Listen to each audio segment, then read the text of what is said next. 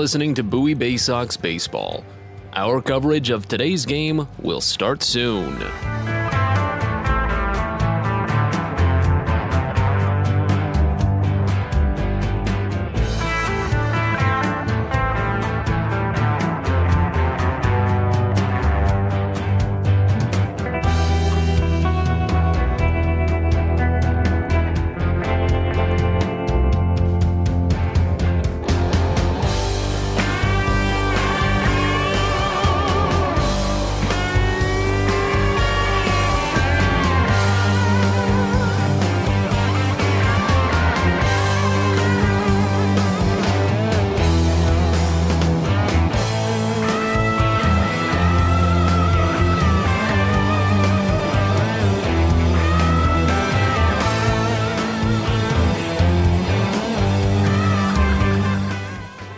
You're listening to Bowie Baysox Baseball.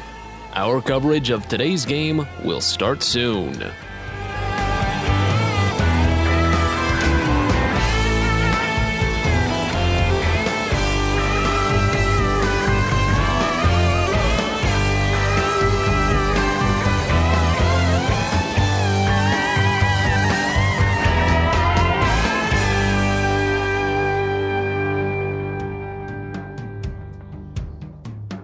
You're listening to Bowie Baysox Baseball.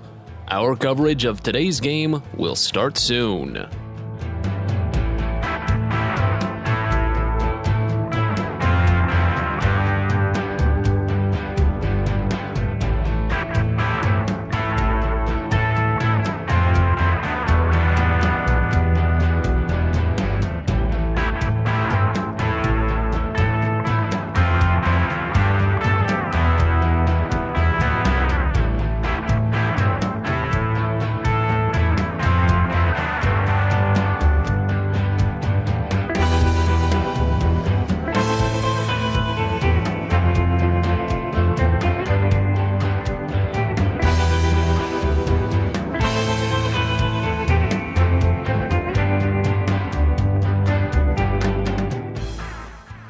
You're listening to Bowie Baysox Baseball.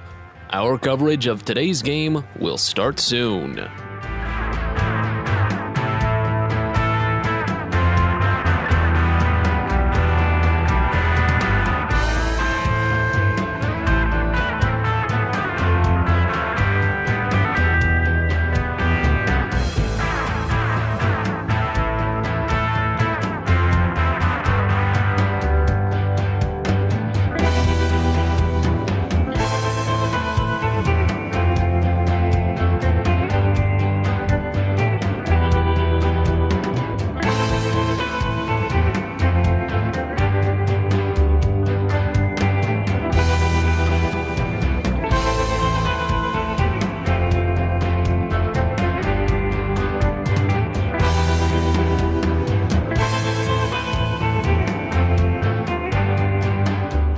You're listening to Bowie Baysox Baseball. Our coverage of today's game will start soon.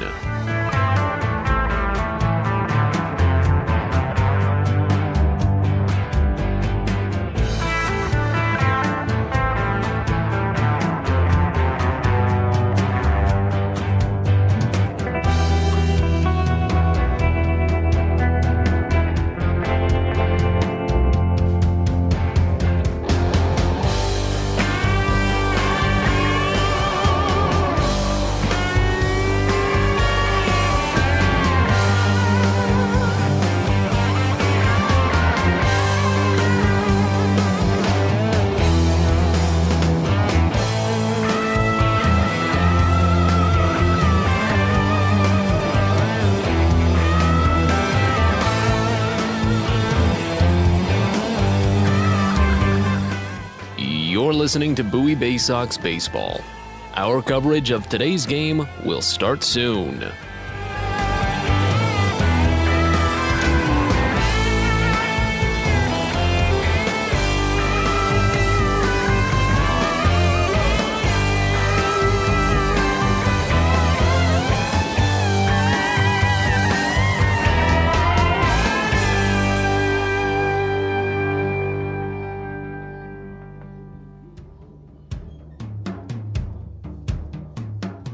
You're listening to Bowie Baysox Baseball. Our coverage of today's game will start soon.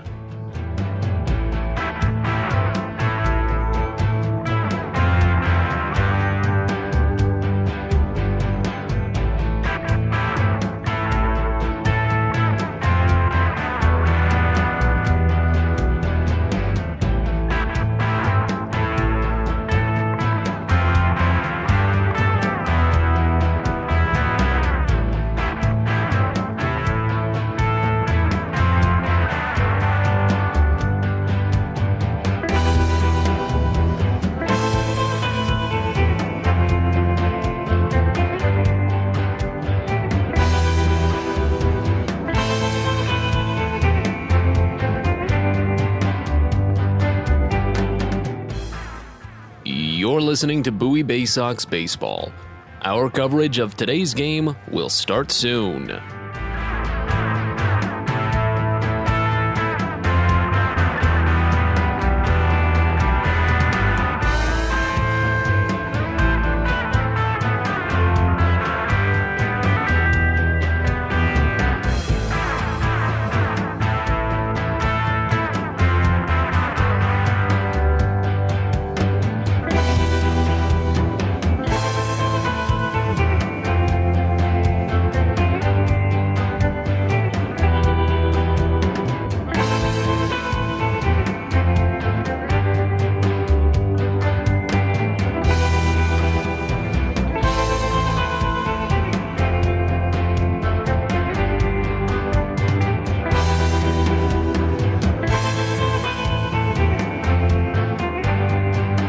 You're listening to Bowie Baysox Baseball. Our coverage of today's game will start soon.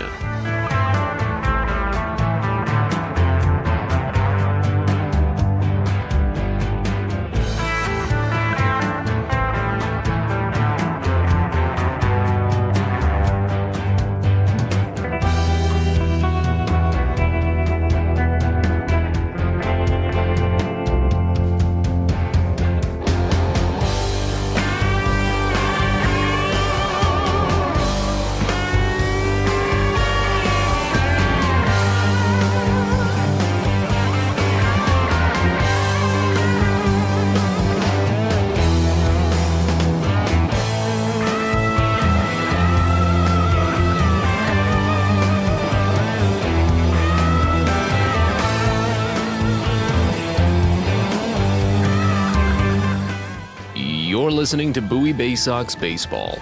Our coverage of today's game will start soon.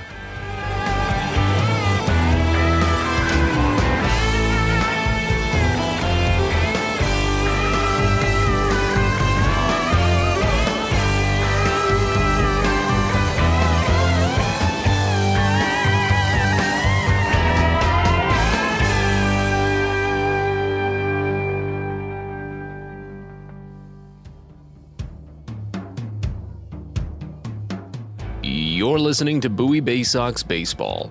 Our coverage of today's game will start soon.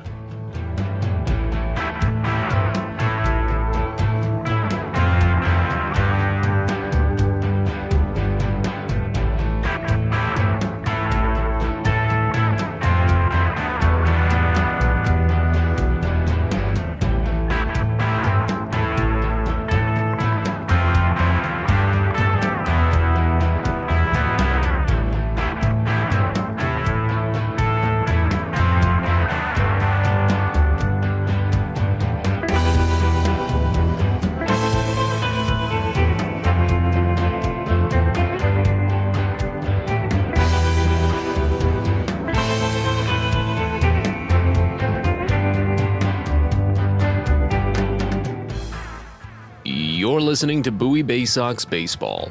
Our coverage of today's game will start soon.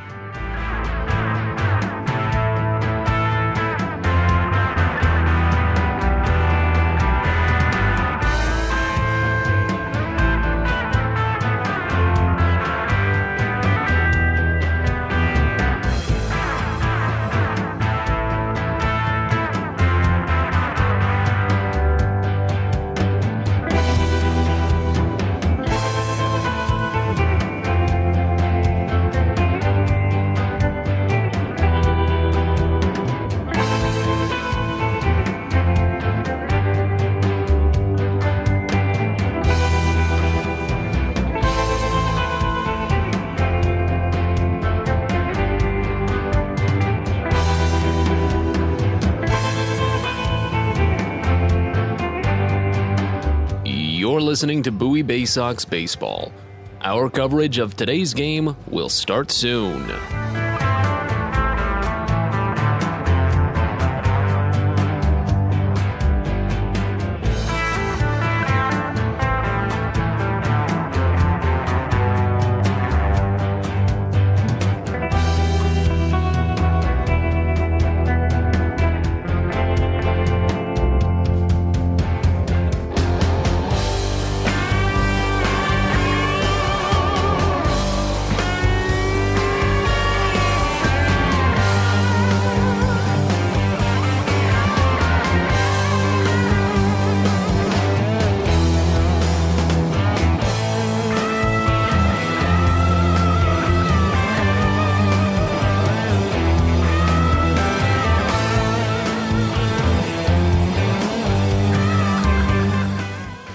You're listening to Bowie Baysox Baseball.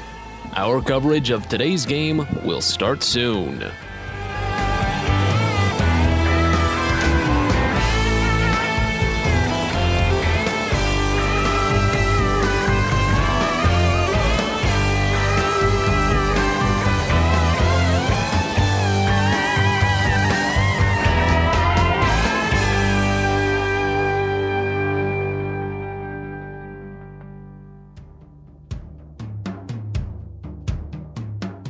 You're listening to Bowie Baysox Baseball.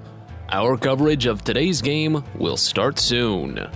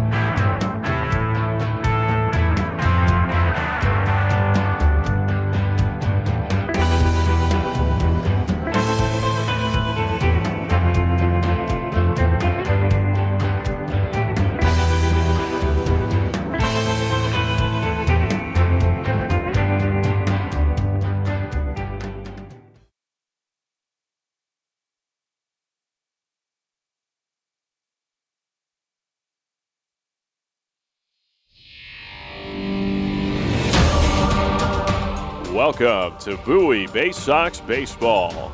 It's time now for the DCA Imaging Systems pregame show.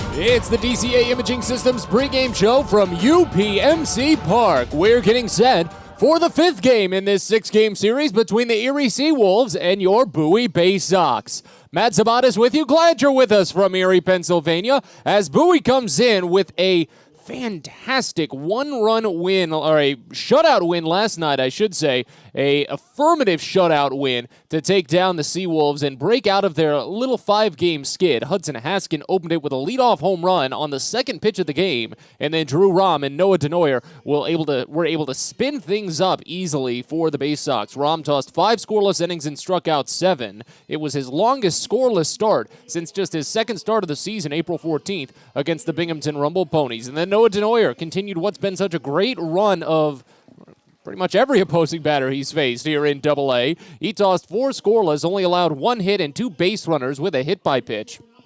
And he was able to drop his season's ERA with the Baysox down to just 1.72. And Bowie will have a big opportunity to maybe make it 2 in a row and hopefully set themselves up for a series split tomorrow to get that much-needed momentum going into the start of the second half when they return home to face off against the Richmond Flying Squirrels. Let's get you set up for today's game in particular. Bowie enters game number 68 with a 26-41 record, a one-game winning streak. The Baysox are 4-6 over their last 10 and 12-22 when playing on the road. The Seawolves also come in for game number 68 on the season, but they're 38-29, a one-game losing streak for the Seawolves, but they're 7-3 over their last 10 and 21-10 when playing in front of the home crowds here at UPMC Park. The Baysox are 14 games out of first place, 6th overall in the Southwest Division, but of course, there's only today and tomorrow that remains in the first half, so the standings will be resetting soon. But the Baysox' next closest opponent in the division is Harrisburg. They are in 5th and 12 games out of first. The Seawolves are 2 games out of first place. They're in third overall in the Southwest Division, but they won't be able to make the playoffs at this point because while there are 2 games remaining, Erie could win the last 2, and the 2 teams ahead of them, Richmond and Akron, could both lose the last 2. The best that would do, though, is put Erie in a tie with Akron for the top spot in the Southwest Division, and based on the first tiebreaker head-to-head record, Akron has the edge. So Erie, while they could end up tied for first, are eliminated from postseason contention here in the first half of the 2022 regular season. But that's how these things go, and there's always the second half to play. We've still got plenty more games, 69 more games to be exact, after the first half wraps up tomorrow. No roster moves for the Baysox to mention coming into this one, but the Seawolves have made one brief change. Now that they are eliminated from postseason contention, the Tigers have made the decision to send up pretty much the hottest hitter in the Eastern League right now, Kerry Carpenter, to AAA. Carpenter led the Eastern League with 22 home runs and was tied for the most in all of minor league baseball with that metric before finally getting the call up to the Toledo Mud Hens, and I doubt we will see him again anytime soon, especially now that Erie is out of the playoff hunt. Carpenter will head up, and the Seawolves do not make a corresponding move, so they will sit with just 1 under the league maximum, 27 active players. Let's introduce you to the starting pitching matchup for today's game. It'll be Chance Kirby going for Erie, while Zach Peak gets the start for Bowie. Kirby, a 6-2 record and a league-leading 2.14 ERA in 15 games, 7 starts. 54 2/3 innings of work for him. He struck out 15 and walked only 13. 4 home runs allowed, and opponents hitting just 167 against him. He's been on a slow climb up in the Tigers organization, drafted all the way back in 2018, and didn't make his Double-A debut until midway through last season. You heard the games and the games started. He's still not started as many games as he's appeared in, not even half as many, as he opened the year in the bullpen, but shifted back into the rotation around mid-May after getting some longer appearances in, and his numbers really haven't seen much of a change. As a starter, he's gone 3-1 with a 2.65 ERA overall, including a 5-inning scoreless performance against the Baysox last month. He only allowed 2 hits. But that ERA did take a bit of a jump up after he got tagged for 5 runs in 5 innings by Richmond on June 8th. That 6-game series for the Seawolves was kind of the nail in the coffin that ruined their chances at the playoffs. They only won 1 game out of the 6 and blew a big lead in the Southwest Division, and now they're on the outside looking in. But it's still on to Kirby today to try and get the Seawolves the momentum that they might hunt for, as he's allowed only 1 run and 4 hits over his following 10 innings since that Richmond start. His numbers don't tell any sort of consistent story as to something that he does better than others. It's just good contact, hit right to defenders, something that Bowie has had a little bit of trouble with in this series. They've stranded the bases loaded a couple of times and had a trio of runners thrown out at home plate, trying to score from third on a ground ball on the infield. It's been very tough to see at points. Hopefully it doesn't continue into today. Zach Peak will get the start for Bowie this evening. An 0-2 record for the right-hander, a 3.11 ERA in 9 games all starts. 37 2/3 innings of work for Peak. He struck out 33 and walked just 9, allowed 3 home runs, and opponents hitting him for a 234 average. Peak's longest career start came last week against the Binghamton Rumble Ponies. He tossed 6 innings, allowed just 2 runs, both earned on 4 hits. He walked 1 and struck out 5. He did allow a solo home run in the first inning to Ronnie Mauricio. Mauricio hit the Baysox well in that series. And then eventually another run on a fielding error in the third. The run would become earned, but the error still didn't help. After the third inning, though, over the following 3, Peak only allowed 2 base runners through the remainder of his start. Unfortunately, though, the Baysox could not maintain the lead that they initially gave Peak. He only allowed the 2 runs while Bowie put on 4 early runs. They did lose 8-5, while Peak took a tough luck no decision there. But he's still working well with that slider. It's made a lot of great improvement lately, and he's spoken about that. The new grip that pitching coach Josh Conaway has been starting to seep into some of these hurlers for the Baysox as they've developed their slider a little bit more is really coming to heart. And hopefully we can see a little bit more of it today and see if Peak can work through some of these Erie batters that are currently a little bit reeling from the loss of their best hitter. We've got more to come here on the DCA Imaging Systems pregame show. When we return, we chat with Zach Watson. He's riding a 4-game hit streak right now and has RBI in 3 consecutive games, including a pair of home runs. And he's our guest guest next to tell us what's new. We're back after this. You're listening to Baysox Baseball. From sprains to stitches, sore throats to stomach aches, and pulled muscles to poison ivy, care is around the corner at Patient First. Walk in to see a doctor from 8 a.m. to 10 p.m. every day of the year. X-rays, lab tests, and prescription drugs are on site, and most major insurance plans are accepted. For routine illnesses and injuries, Patient First is here for you. Patient First, the name fits. Patient First, proud partner of the Bowie Baysox, open 8 a.m. to 10 p.m. every day. Well, it's the most special day of the year at Prince George's Stadium, and it comes your way Friday, July 29th. It's the 23rd Navy Night, presented by Navy Federal Credit Union. Join the United States Naval Academy class of 2026 and take in the Baysox as they face off against the Altoona Curve. It all comes your way on Friday, July 29th, and first pitch is scheduled for 7:05 with some fantastic post-game fireworks. The 23rd Annual Navy Night at Prince George's Stadium. So get your tickets now at baysox.com. Everyone deserves a great smile, and Rad Orthodontics is here to help you, Bowie Baysox fans. Rad Orthodontics accepts most insurance, and whether it's braces or Invisalign aligners, anyone can get the smile they've always wanted with our flexible payment options. With two of the country's leading orthodontists right here in the DC area, we love to see Baysox fans smile with confidence. So get that amazing smile you deserve. Visit radsmile.com today and book your free consult. That's radsmile.com for Rad Orthodontics, official smile provider of the Bowie Baysox.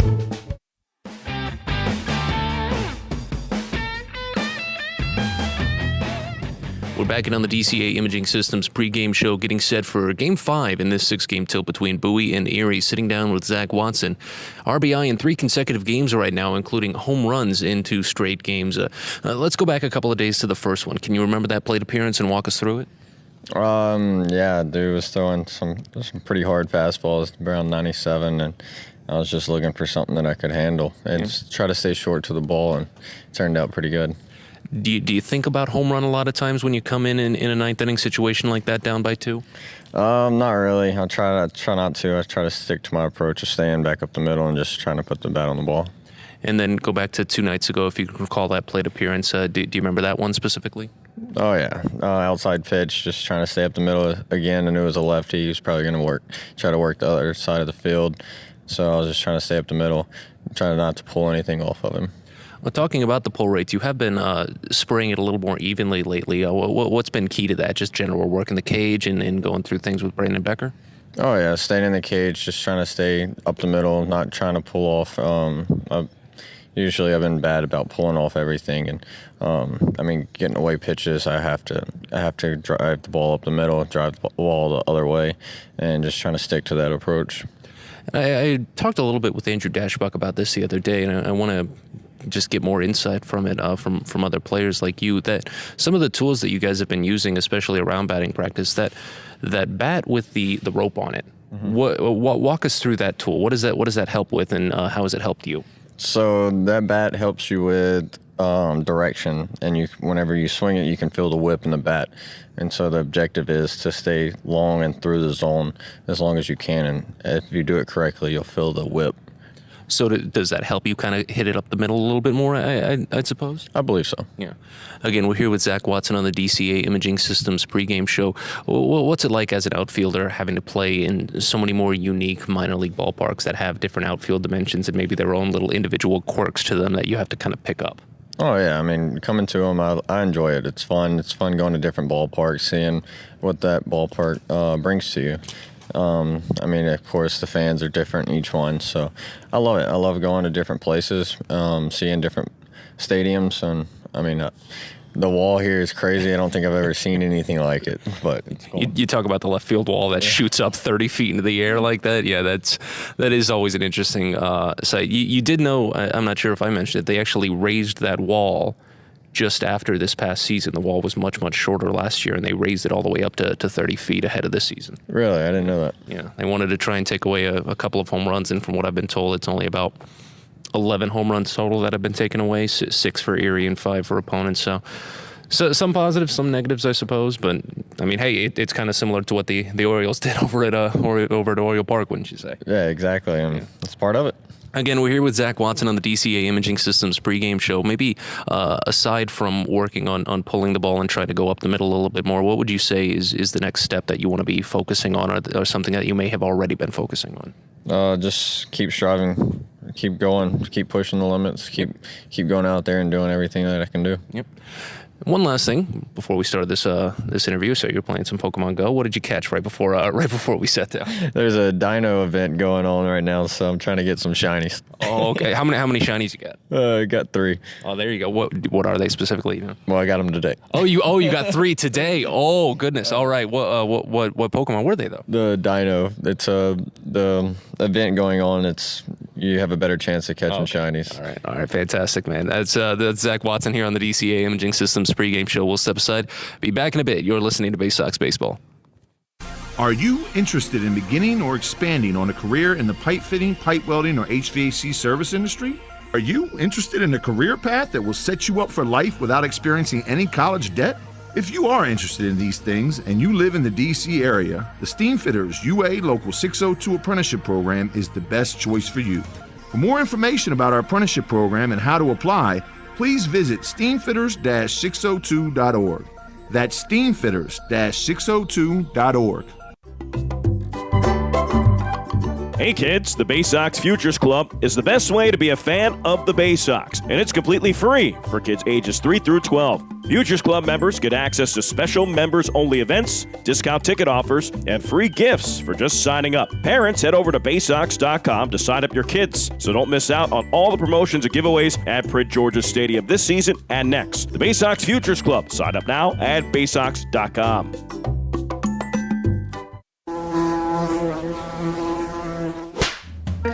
Pest Now is proud to partner with the Bowie Baysox and provide their pest control services. For all your residential and commercial pest control needs, call Pest Now. For general pest control, termite control, mosquito control, and all other pest control services, call Pest Now. You can reach us at 301-231-8300 or visit us online at www.pestnow.com.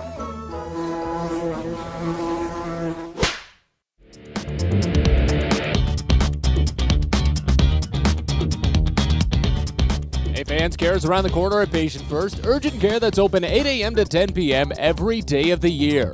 Every Patient First has on-site labs, x-rays, and prescription drugs. Patient First. The name fits. We continue on with the DCA Imaging Systems pregame show from UPMC Park in Erie. Matt Sabatis with you on what's been another lovely day here in the northwest corner of Pennsylvania.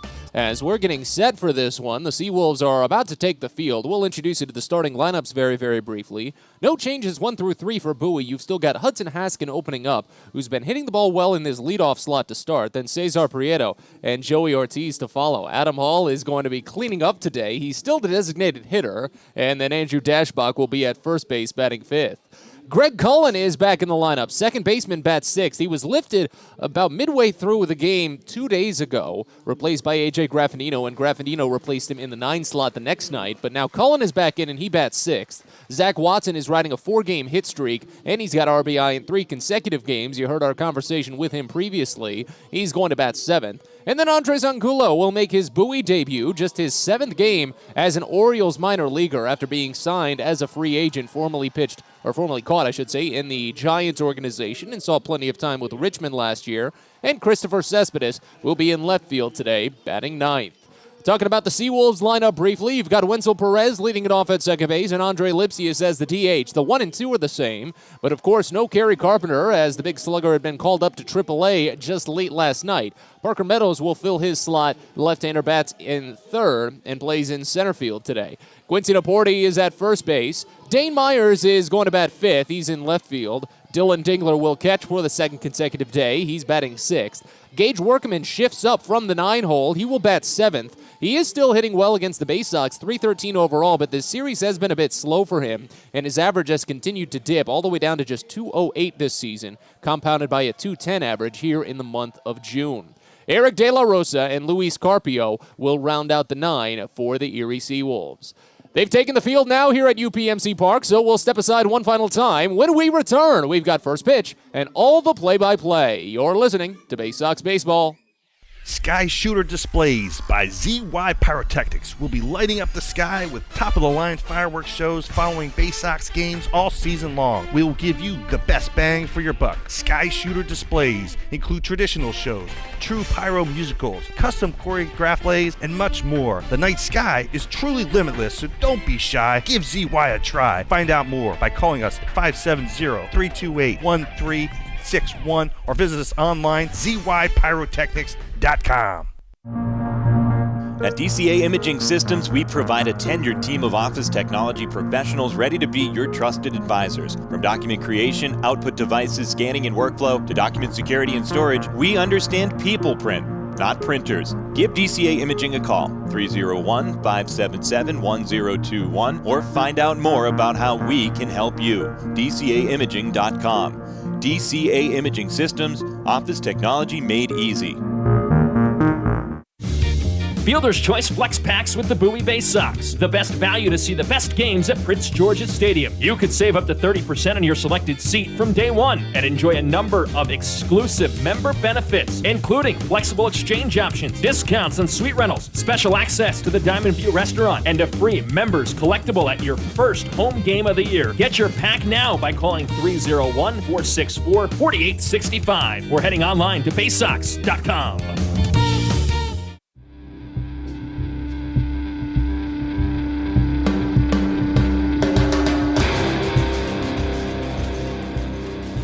It's time for Bowie Baysox Baseball.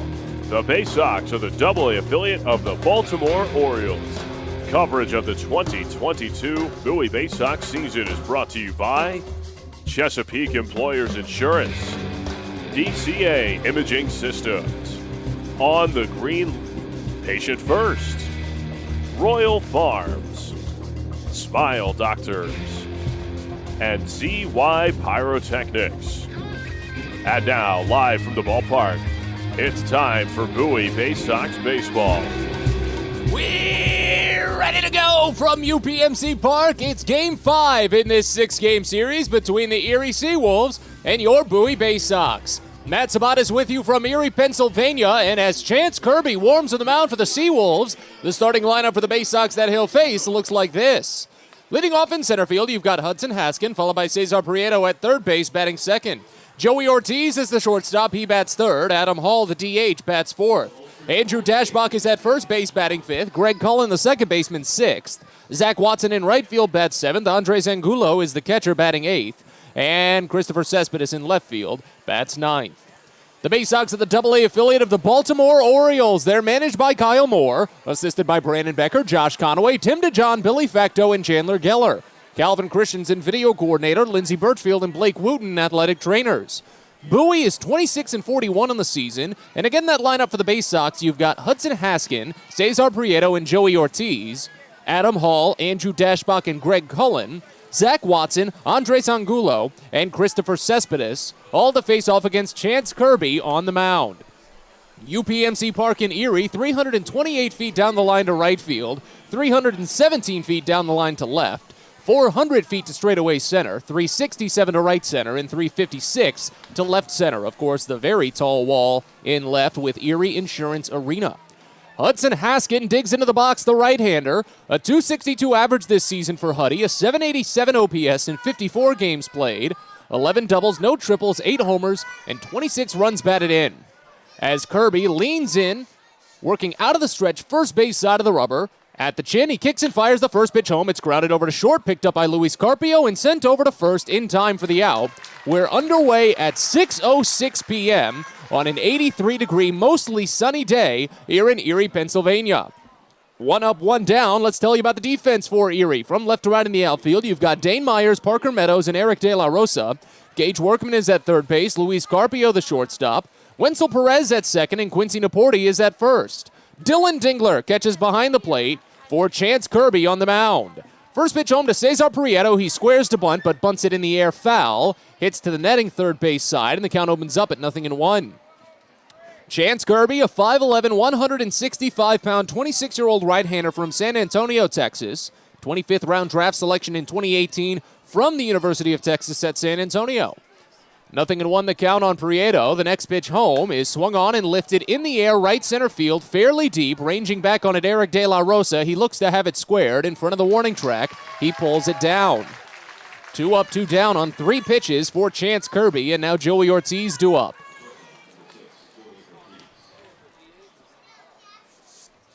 Your umpiring crew for today's game: Luke Hammermeyer is at third base, Jude Corey is at first, and Sean Cassidy is behind the plate today.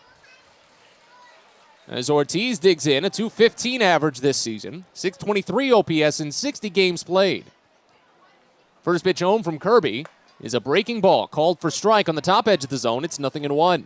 6-2 record for Kirby this season, a 2.14 ERA, leads the Eastern League.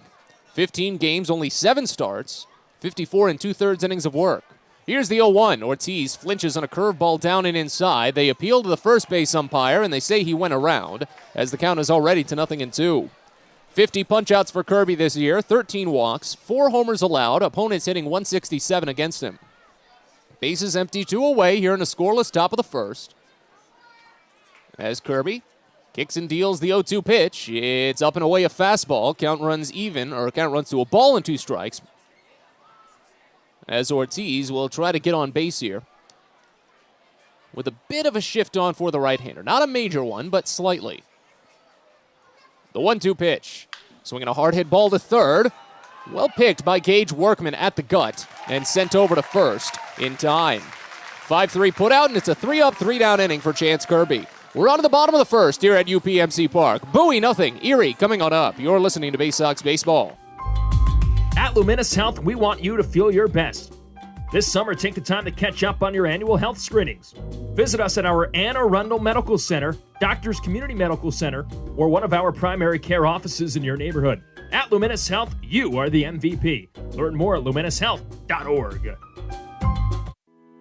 When your commercial plumbing project calls for a job done safely and on time, then your job calls for the plumbers of Local 5 Washington, D.C. Local 5 will always deliver the most skilled and well-trained plumbing craftsmen in the DMV. If you're a contractor who needs safe jobs done well, you need the plumbers of Local 5 Washington, D.C. Start your partnership with them today. Visit local5plumbers.org. That's local5plumbers.org.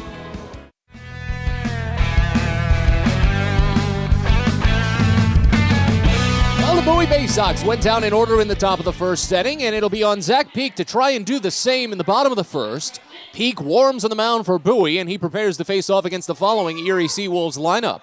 Leading off at second base, you've got Wenzel Perez, followed by Andre Lipsy as the DH batting second. Parker Meadows in center field bats third. Quincy Naporti is at first base batting fourth. Dane Myers in left field bats fifth. Dylan Dingler, the catcher, sixth. Gage Workman at third base bats seventh. Eric De La Rosa in right field eighth. And Luis Carpio is the shortstop batting ninth. The Seawolves are the AA affiliate of the Detroit Tigers. They're managed by Gabe Alvarez, assisted by John Murray and Dan Reicheball and Ollie Cady. Chris Vick is the athletic trainer. Erie is 38-29 on the season, a 1-game losing streak. And again, that lineup for the Seawolves, you've got Perez, Lipsius, Meadows, Naporti, Myers, Dingler, Workman, De La Rosa, Carpio, all to face off against Zach Peak on the mound. Switch hitter Perez will dig in. 8 games this season with Erie after being called up last week from High A West Michigan. A .303 average and an .802 OPS. They play him a little bit on the pull side as the first pitch comes in from Peak, and it's a fastball, dots the inside corner for a called strike. 0-1 to open. Perez 5 for 18 in this series so far. He struck out 9 times overall in the year and 6 times in this set. The 0-1. Breaking ball bounces in as the count goes even at a ball and a strike. Only extra base hits that Perez has this season both came on Tuesday. He slugged a pair of triples into that right field corner where the bullpen lies. The 1-1. Lifted softly, foul, third base side. This one will tail out of play, and the count goes to a ball and 2 strikes now. It was a 7-pitch first inning for Chance Kirby. Retired the side on a pair of groundouts and a flyout. Here's the 1-2 pitch. Swinging a bouncing ball to second. Greg Cullen waits on it as it goes right to him. Pulls it between the legs and sends it to first easily. 4-3 put out, and there's one away. Tell you about the defensive alignment for Bowie. From left to right in the outfield, you've got Christopher Cespedes, Hudson Haskin, and Zach Watson. Cesar Prieto is at third base. Joey Ortiz is at short. Greg Cullen at second and Andrew Dashbach at first. Andres Angulo catches behind the plate for Zach Peak on the mound. Andre Lipsius into the box now for Erie. As the first pitch comes in and he watches a curveball called for strike on the top half of the zone, it's 0-1. Zach Peak, a 6'3", 190-pound, 23-year-old right-hander from Pineville, North Carolina, fires the 0-1 pitch to Lipsius, and it's a fastball dotting the inside corner of the zone for a called strike, already 0-2. Peak was traded over from Los Angeles in the same deal that included Kyle Bradish and Kyle Brnovich. As he fires home the next, it's a slider that misses down and away to run the count to a ball and 2 strikes. That was the Dylan Bundy deal back in 2019. On the season for Bowie, he's gone 0-2, but a 3.11 ERA. Fires the 1-2 here to Lipsius, and it's fouled off. Fastball high, count remains. 37 2/3 innings for Peak this season. He struck out 33 batters, walked just 9, allowed 3 homers. Opponents hitting .234. The 1-2. Late swing, rolled foul up the third base side and picked in the stands on a couple of bounces. Count stays at a ball and 2 strikes. Peak is coming off the longest start of his career. Here in just his second full season as a professional. The 1-2. A flinch on a high fastball. Lipsius pulled off in time as the count goes even at 2. 6 innings of work for Peak last week against Binghamton. Struck out 5 batters, walked just 1, allowed 2 runs on 4 hits. The 2-2 misses down and inside, and the count runs full. Peak this season has opponents hitting 2 for 12 on full counts. He struck out 6 batters and walked 4. He steps back, kicks high, fires the 3-2, and it's swung on in line, past third, down for a fair ball. Christopher Cespedes will have to track it to the corner as Lipsius heads to second base. He gets in there standing as Cespedes sends it in. 1-out double for Lipsius, his 12th of the season. And Erie has the opening run, in scoring position. Bowie scored in the first inning in each of the last 3 games. Of course, that didn't happen today, as Lipsius delivers a key full count hit here. Parker Meadows now will try to drive him in his first game back after taking yesterday off. Left-hander into the box is hitting .213 on the year, a .643 OPS in 46 games played.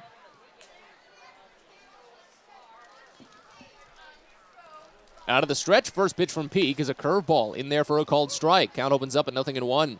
It's a 4-pitch offering for Peak, a 4-seam fastball, of course. His curveball is his primary breaking ball. He also has a slider, and then, of course, the changeup.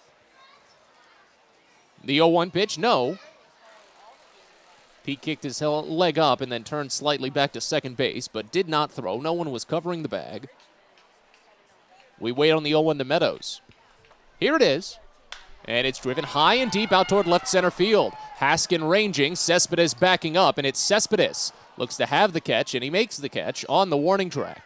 Lipsius does not try to test his arm, and Cespedes didn't even really seem too interested in trying for it anyway. Almost a gentleman's agreement there to not go for third. Meadows simply flies out to left field, and Quincy Naporti will step in.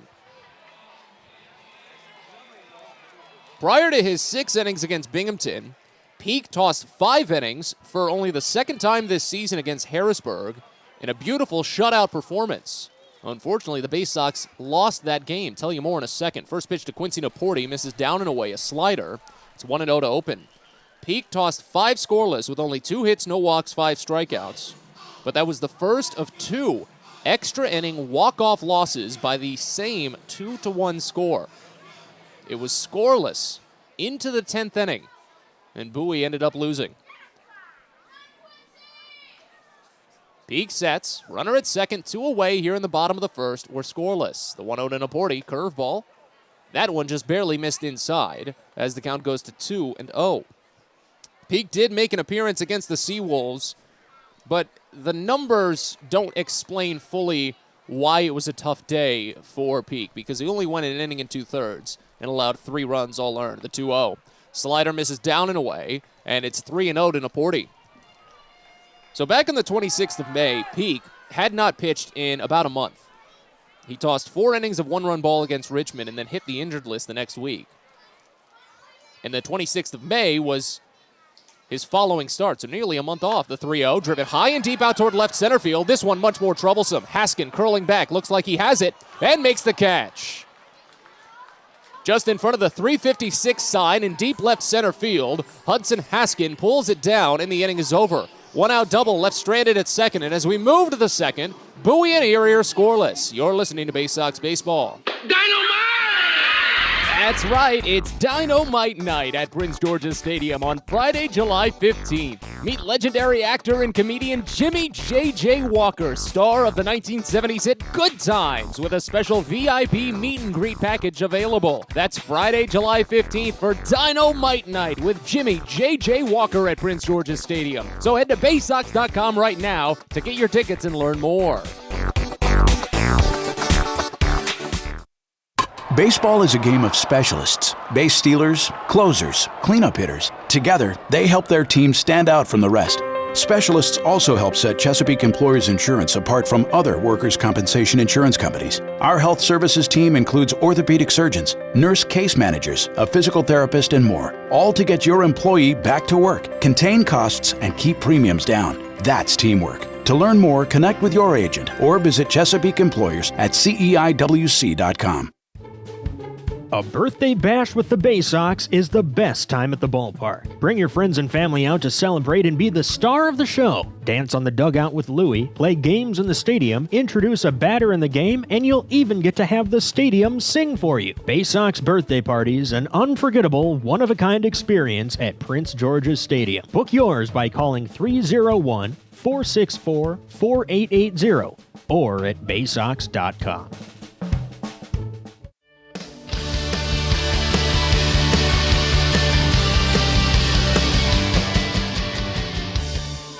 Second inning here at UPMC Park in Erie as we've got a scoreless game. Baysox and Seawolves. Matt Sabatis with you. It was an 18-pitch first inning for Zach Peak. He worked around a full count double hit by Andre Lipsius to strand the runner at second, but it's much different than the quick first inning than Chance Kirby had. Kirby only needed 7 pitches for a pair of groundouts and a flyout. Bowie will try to change that tune a little bit here as they send 4, 5, and 6 to the plate. Adam Hall will open it up. Righty on righty, and the first pitch to Hall is swung on, grounded over to short, picked up by Luis Carpio on 3 bounces, at the gut and sent to first, 1 away. Second consecutive inning that the Baysox have attacked the first pitch and grounded out to the shortstop. Hudson Haskin did the same thing on the very first pitch of the game. So now here's Andrew Dashbach.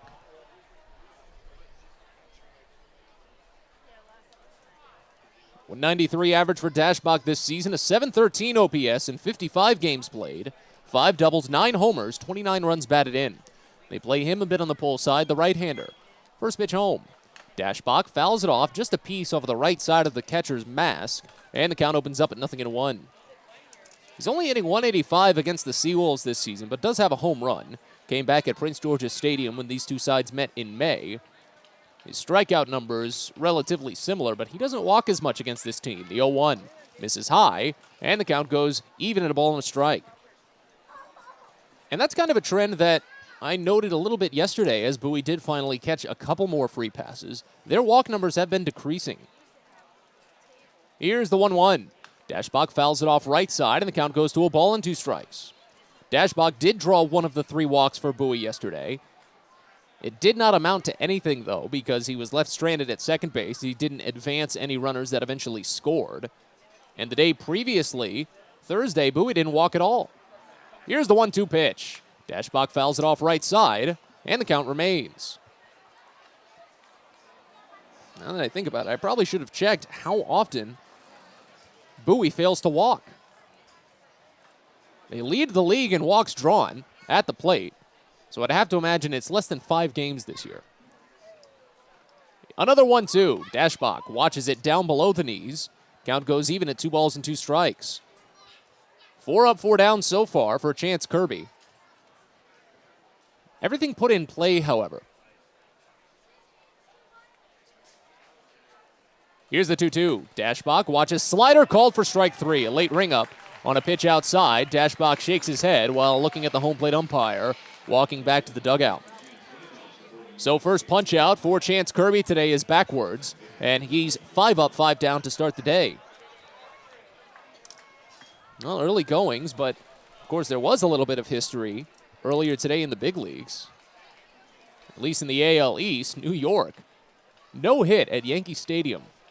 For the first time in the new Yankee Stadium's existence, and for the first time in New York since 2003. Here's Greg Cullen, first pitch. Misses down and inside for a ball. It's 1-0. Houston Astros threw a combined no-hitter, 3 pitchers. Christian Javier, Hector Neris, and I'm blanking on the third pitcher's name. I called games for Javier back in 2019, a very electric young Latin American, as Cullen laces this one into right center field for a base hit. It'll split the gap and roll to the wall. Cullen keeps the helmet on his head while turning over to second base and in standing with his 4th double of the season. A 2-out, 2-bagger means there's no no-hitter today, and the Baysox have the first run of the game in scoring position with their first base runner. Now here's Zach Watson.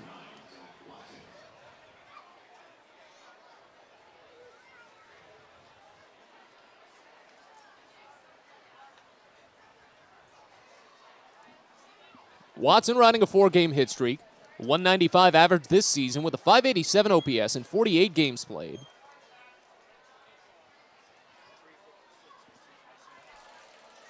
Kirby sends home the first pitch to the right-hander, and it's called strike at the shoulders. 0-1 to open. 6 doubles, 2 triples, 4 homers. He's drove in 12 this season. Here's the 0-1 pitch. Watson grounds it hard but foul, third base side. A little too early on the turn there as it skipped up the line, and the count goes to 0-2. We're scoreless here in the top of the second inning. Runner at second and 2 away as Bowie tries to make it back-to-back wins. Broke out of their 5-game losing skid last night with a 4-0 shutout, their 6th shutout win of the season.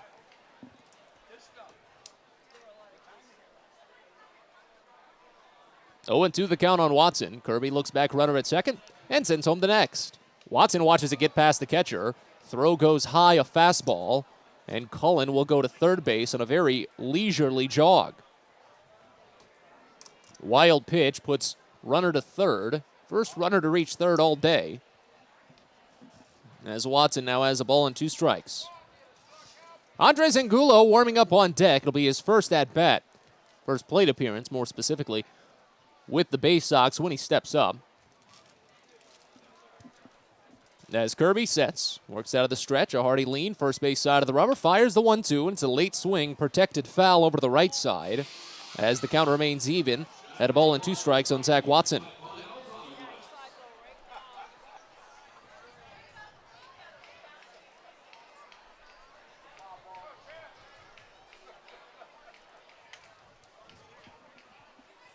Kirby uses a lot of that pitch clock. And got spoiled with what Noah Denoyer was working with last night. He's a speedy fella. The 1-2 pitch. This one popped up behind home plate. Dingler scans for it, but it will get out of play. He did not shed the mask. He just let it go. So let's see. As a matter of fact, am I correct in seeing this? Was that the first game all season? It was not, no.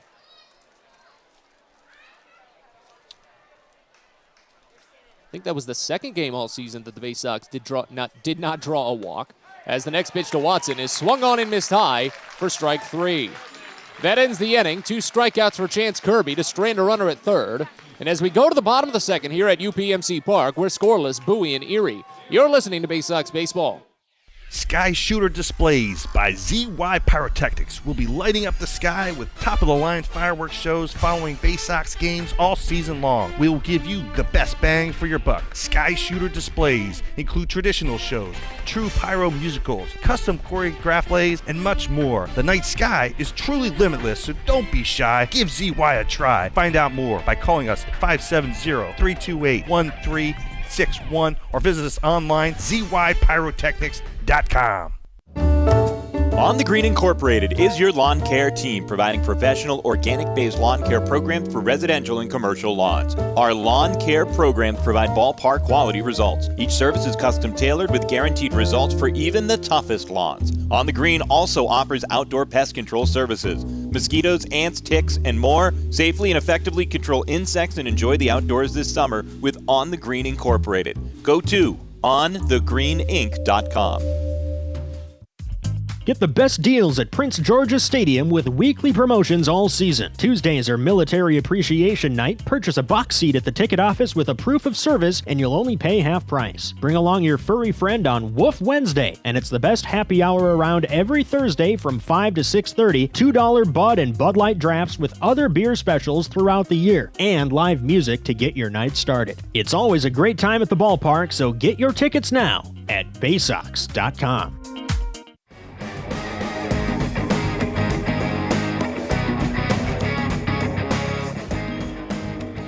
Bottom of the second here in this scoreless game as Bowie tries to make it 2 in a row.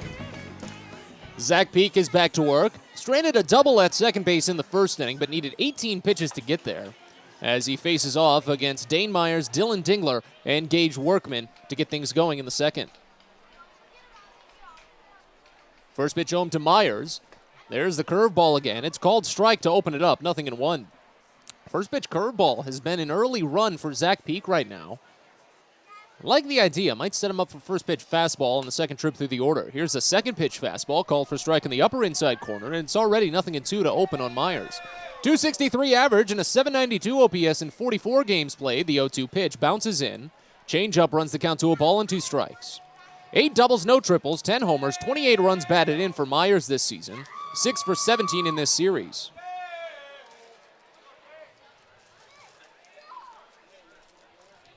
Here's the 1-2. Swinging a line shot out towards shallow center. It'll fall in for a base hit. Outfield had him played deep as Hudson Haskin picks it in the grass. Leadoff single for Dane Myers. An early extension of his hitting streak. He's now up to 7 consecutive games, longest on the Seawolves at the moment. And now Dylan Dingler will step in.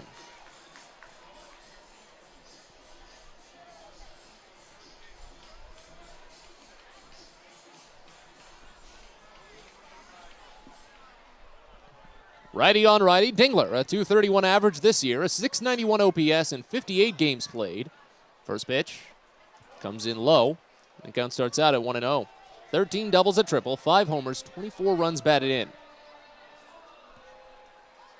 Well, Dingler's potential path for the Tigers is very, very interesting because, of course, Tucker Barnhart is a quality backstop up there in Detroit. Runner goes, the 1-0 is swung on a missed high. Throw to second is in time. They got him! Andres Angulo, his first caught stealing on the first attempt, and there's one away. Dane Myers taken out, and that was his 10th attempt, only the 3rd time he's been nabbed. 2-4, the caught stealing goes. And the count evens at 1 on Dylan Dingler. Base is now empty and 1 away as Peak shakes off a pitch, kicks and fires the 1-1, and it plunks Dingler. Maybe you shouldn't have shook that one off. Ah, well, that's the second batter that Peak has hit this season. Dingler is a bit of a magnet. He was hit by a pitch yesterday. I believe he's actually taken a handful this season. And it basically replaces that runner at first. But, again, you have that instead of runners at first and second and nobody out. The caught stealing is major. Because Gage Workman is in. Hit into 2 double plays this year, but with a runner at first, the shift not as effective with the switch hitter batting lefty. First pitch, a swing and a miss. Fastball away, and the count opens up at 0-1. 208 average for Workman this season, a 637 OPS in 61 games played. 16 doubles, 2 triples, 6 homers, 31 runs batted in. Here's the 0-1. Pieced foul. Went after the curveball low and just got a little handle on it. Count goes to 0-2. Scoreless here in the bottom of the second inning.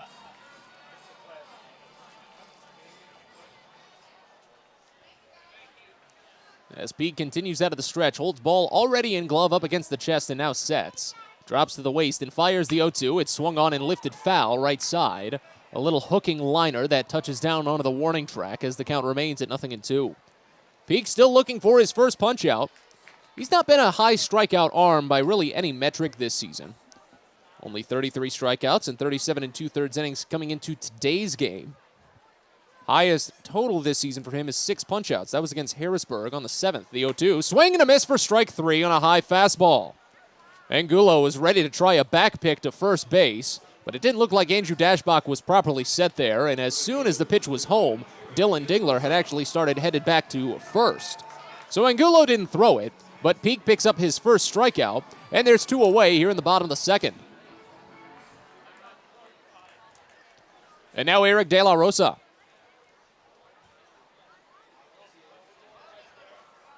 First pitch, De La Rosa swings and misses at a high fastball. Count opens up and 0-1.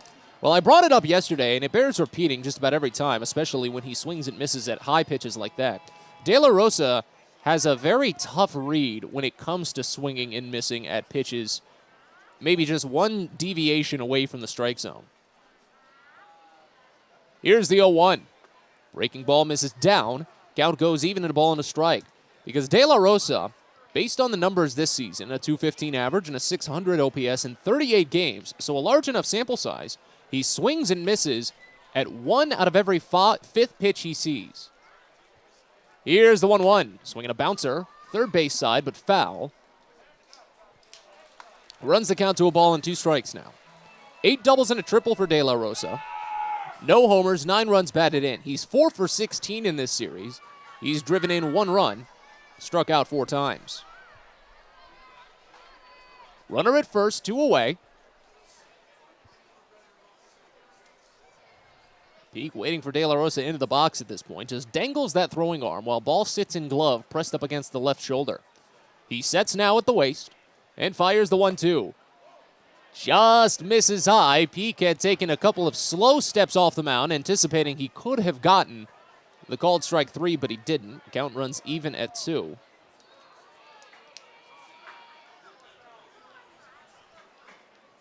He'll have to try again. Here's the 2-2. Slider misses down and away, and the count runs full. So now Dylan Dingler will get a head start over at first base. And it's on Peak now to try and pitch something at least on the zone. Considering the contact rate for Eric De La Rosa has been so off this season. He sets again, replaces that front foot, and fires the 3-2. It's down and away for ball 4. Those are the tough ones. You battle so hard to try and get ahead on the guy, stay ahead on the guy. You're ahead a ball and 2 strikes. And when you try to get him to chase and he's finally starting to lay off, you're unsure about which way to go about it. And you end up losing him. Puts runners to first and second, and it's going to draw a mound visit from pitching coach Josh Conway at this point, as Peak is getting up there in terms of the pitch count. That's number 35 already. 17 pitches in this inning after 18 pitches in the first inning. Gives us a chance to tell you about MILB.TV. Every game this season is streamed live, so the only way to catch the Orioles' future is on MILB.TV. Any device. Use the promo code Baysox in all caps, that's BAYSOX, at checkout, and you'll save $10 on a yearly subscription. Visit MILB.TV today for details. We're scoreless here in the bottom of the second inning. The Baysox did get a runner to third in the second, a 2-out double by Greg Cullen and a wild pitch. Erie got a 1-out double in the first, but stranded the runner at second. A leadoff single here in the second, the runner caught stealing, but then a hit by pitch, a strikeout, and a walk. Puts them at first and second with 2 away for Luis Carpio. Righty on righty as Peak sets. First offering in, Carpio watches a fastball called for strike on the lower inside corner, 0-1 to open. 243 average for Carpio this season, a 631 OPS in 47 games played, 7 doubles, no triples, a homer, 10 runs batted in. Here's the 0-1 offering.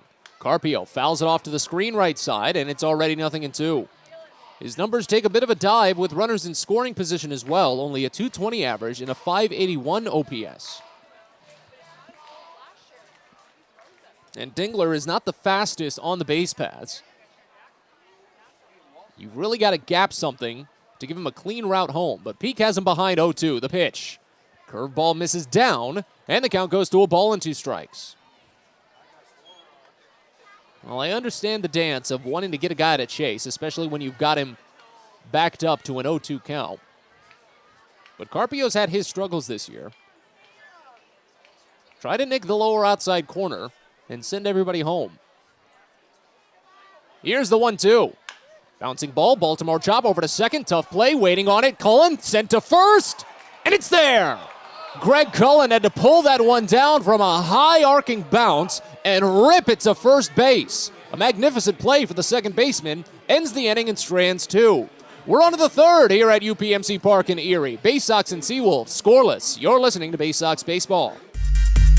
Get your gear and memorabilia from your favorite Baysox players and future stars of the Baltimore Orioles at the Tackle Box Team Store. Jerseys, hats, autographed bats and balls, all at great prices. Located right at the main gate at Prince George's Stadium and online at BaysoxShop.com, the Tackle Box is the only place to get the best Baysox gear for you and your favorite fan. It's the Tackle Box at Prince George's Stadium and at BaysoxShop.com.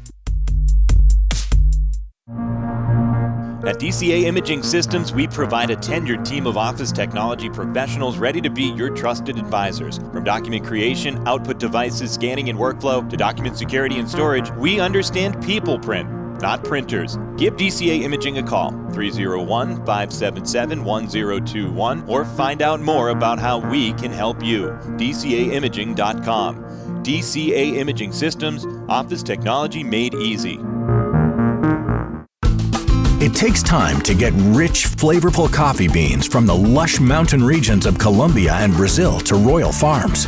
But less than a minute to get yourself a delicious hot cup of the finest and freshest coffee in the world. Because Royal Farms' new Swiss-made coffee machines grind those rich, flavorful coffee beans and brew them one magnificent cup at a time. It's why Royal Farms makes the freshest and best coffee in the world. Real fresh, real fast. Royal Farms.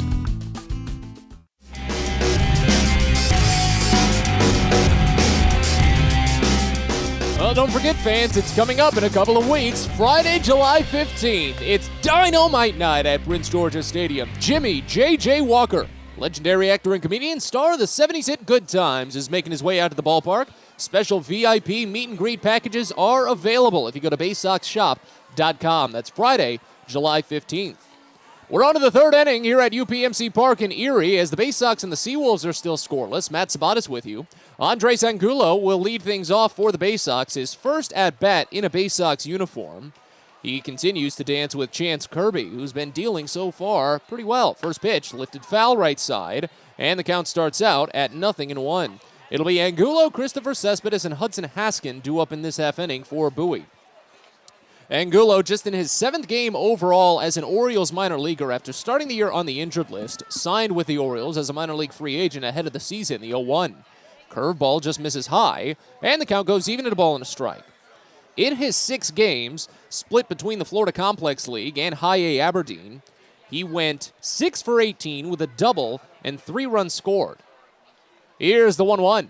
Swing and a miss. Curveball down and inside, and the count goes to a ball and 2 strikes.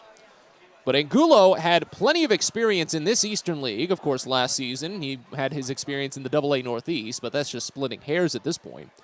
He made 53 appearances with Richmond, the Giants AA affiliate, and of course, Bowie's closest neighbor. The 1-2 pitch, line drive, left field, but right at Dane Myers. He moves to his right a couple of steps and pulls it down at a slight bend. So Angulo retired to start, and now Christopher Cespedes will step in. Righty on righty, Cespedes, a 196 average, a 642 OPS. 19 games played for the Baysox this year, 3 doubles, a homer, 4 runs batted in. First pitch home, Cespedes watches fastball, nick the upper inside corner for a called strike. It's 0-1. He's only 1 for 17 in this series, 5 strikeouts, a walk. Kirby sets. Sends home the 0-1, and it swung on, lifted high and deep to left. Myers backing up. He's turned around and watching the arena as this one's gone.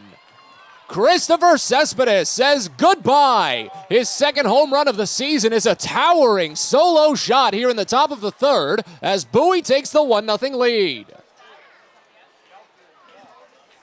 Well, the Baysox have really been having their fun with the arena in left field. Hudson Haskins' leadoff home run in yesterday's game parked itself on top of the arena.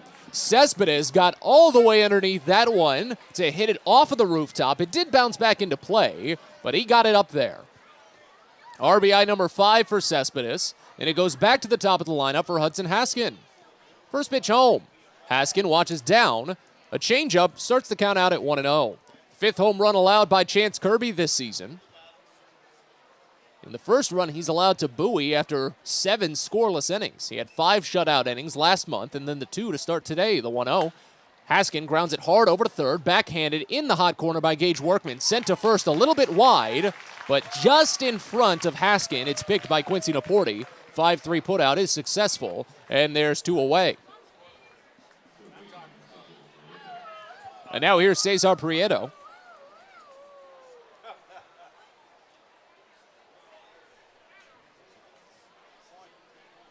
Left-hander flew out to right field his first time up. And they put a little bit of a shift on now that he's settled into the box. First pitch. Prieto watches the changeup. Call it for strike 1.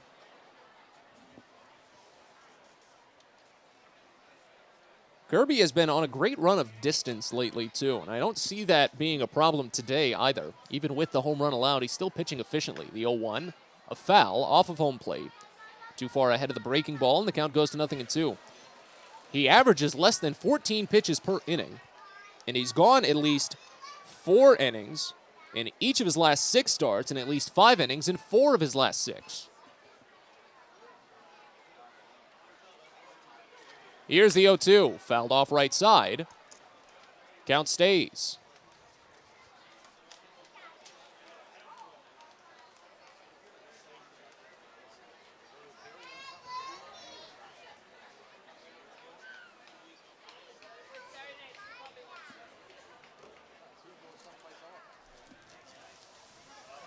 Here's the 0-2. Lifted deep out towards center. Meadows running back, but looks to have it. In front of the warning track, he makes the catch, and the inning is over. Solo home run by Christopher Cespedes highlights the inning, and as we move to the bottom of the third, the Baysox take the 1-0 lead. You're listening to Baysox Baseball. Most people don't know what a steam fitter is. More importantly, what we do and how much it impacts you. Just take a moment to think about what your world would look like if you didn't have the ability to generate electricity, to have heating or air conditioning, microchip production, internet service, web-based storage, cellular service, and frozen or refrigerated produce. Could you imagine? And these are just some of the things that we impact. Please visit steamfitters-602.org and let's talk about how we can bring value to you.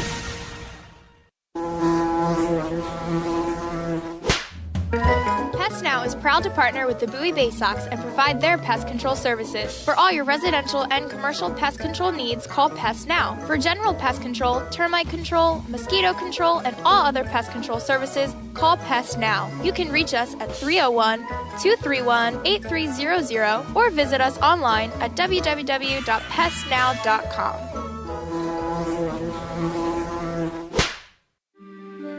Make sure you've got your Jedi cloaks ready on Saturday, July 16th for Star Wars Saturday at Prince George's Stadium. Meet dozens of Star Wars characters out at the ballpark, take part in interactive exhibits and lightsaber battles, and you can bid on specialty game-worn jerseys by the Baysox players at the game. It's all sponsored by Taco Bell, and it comes your way on Saturday, July 16th. So get your tickets now for Star Wars Saturday at the ballpark by heading to Baysox.com.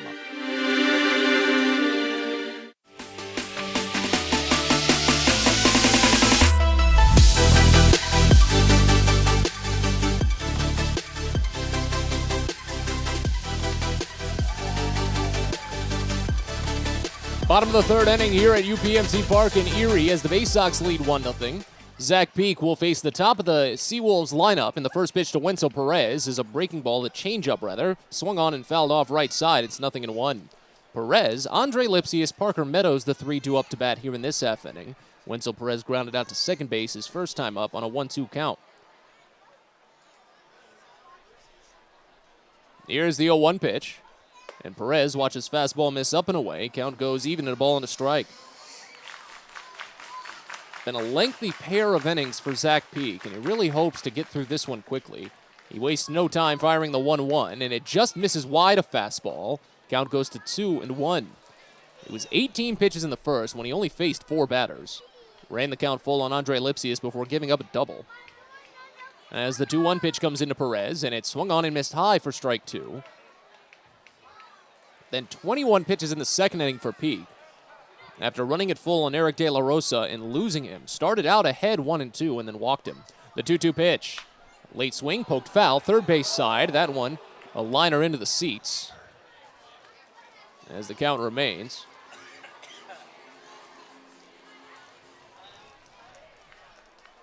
There's been plenty of lengthy plate appearances so far for Zach Peak. The 2-2. Swinging a floater out toward left field. Sends Cespedes back a little bit as that one hung up for some time. But Cespedes finds it and makes the catch.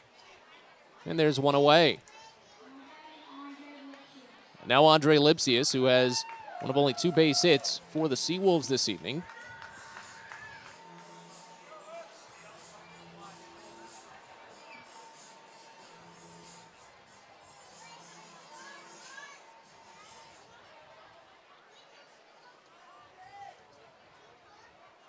Here's the first pitch. Lipsius watches slider miss up and away, and it's 1-0 to start.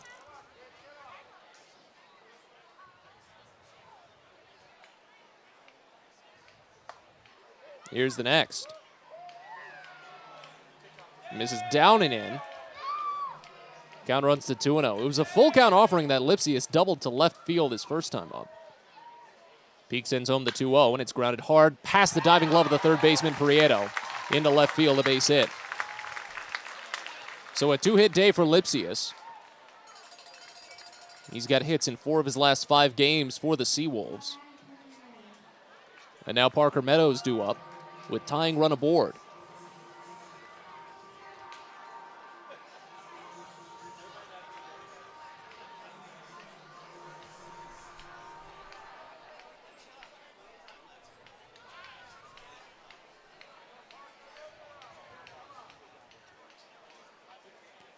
Righty on lefty.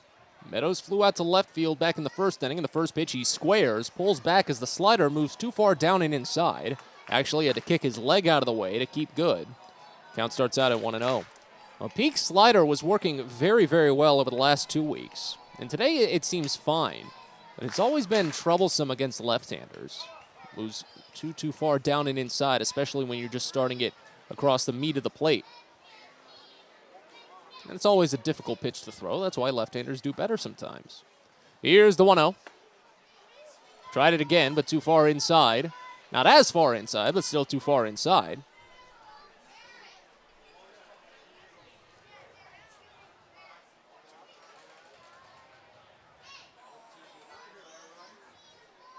Here's the 2-0. Swinging a bouncing ball over towards second. Picked up by Greg Cullen, sent to Joey Ortiz at short, but then back to first, it's late. Cullen had to wait and see if he had picked it on the bounce or on a soft line. He was just most concerned with catching the ball and not letting it get past him. Once he realized it was on a bounce, he had to go to second base first to get the lead runner. So it just goes down as a simple fielder's choice, 4-6 in the scorecard, and Meadows is aboard at first. But there are 2 outs now, with Quincy Naporti due up.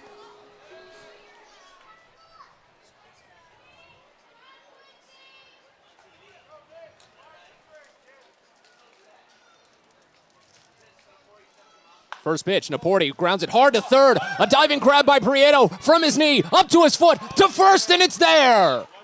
Andrew Dashbach scoops it on a bounce, and the inning is over. A dazzling play at third by Cesar Prieto, and it's a clean third for Zach Peak. We're on to the 4th here at UPMC Park as the Baysox still lead 1-0. You're listening to Baysox Baseball. Baseball is a game of specialists. Base stealers, closers, cleanup hitters. Together, they help their team stand out from the rest.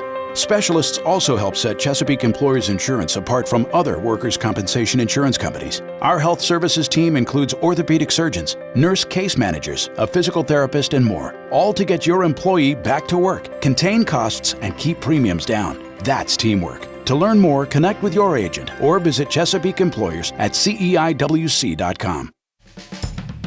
The best way to take in a Baysox game is with a group outing at Prince George's Stadium. Everything from entertaining clients to birthday parties and even fundraising opportunities for your team, the Baysox offer plenty of options for your group at unbeatable rates with plenty of options on suites, seats, and decks around the ballpark. Your group can eat their fill and have an unforgettable time. Find out more and schedule your group outing by calling 301-464-4880 or going to baysox.com. On the Green Incorporated is your lawn care team, providing professional organic-based lawn care programs for residential and commercial lawns. Our lawn care programs provide ballpark quality results. Each service is custom tailored with guaranteed results for even the toughest lawns. On the Green also offers outdoor pest control services. Mosquitoes, ants, ticks, and more. Safely and effectively control insects and enjoy the outdoors this summer with On the Green Incorporated. Go to onthegreeninc.com.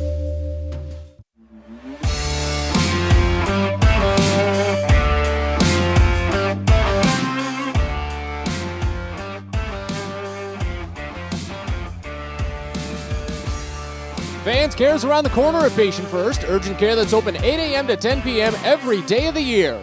No appointment needed. Learn more at patientfirst.com. On to the fourth inning here at UPMC Park as the Baysox lead 1-0. Joey Ortiz, Adam Hall, and Andrew Dashbach due up for Bowie here in the frame. First pitch home from Chance Kirby to Ortiz is grounded hard to short. Nearly eats up Luis Carpio as he has to go to one leg, just to scoop it between his legs. Almost ate him up, but he recovers and sends it to first for the 6-3 putout. That is the third inning out of 4 that the Baysox have grounded out to the shortstop on the first pitch of the frame. Very interesting. Hudson Haskin did it on the first pitch of the game. Adam Hall did it to open the second, and now Joey Ortiz.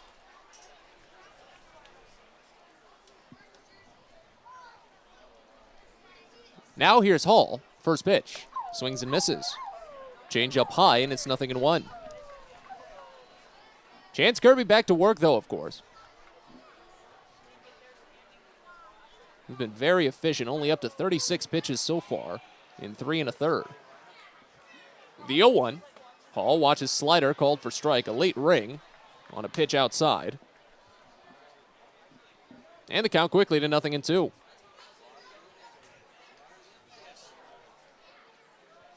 Hall a slightly open stance.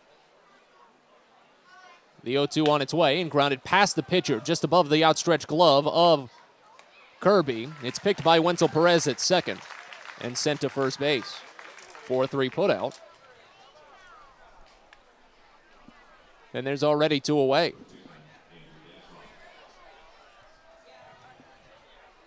But now Andrew Dashbach.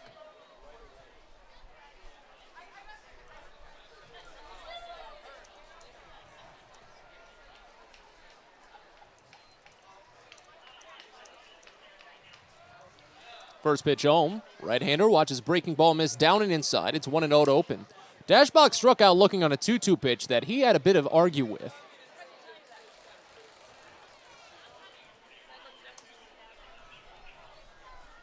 (1-0). Fouled off back to the screen right side, and the count goes even at a ball and a strike. Well, this has been an interesting team for Dashbach to face. His walk numbers have really taken a dip against them specifically. It's more the Dashbach that we saw in 2021 than the one we've grown accustomed to here in 2022. Only walking about 1 out of every 20 plate appearances as opposed to 1 out of every 6. Next pitch grounded foul, third base side.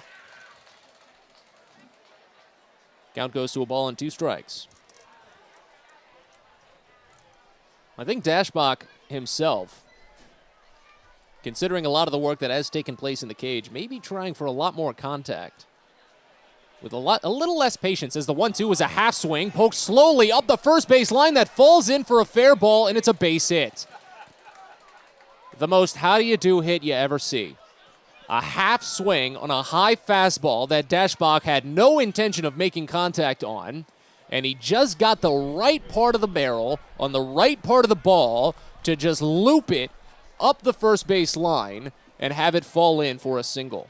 That breaks him out of that 2-game hitless skid that he was on after going on 8 straight games with a hit. And it extends the inning for Greg Cullen, who had a double back in the second.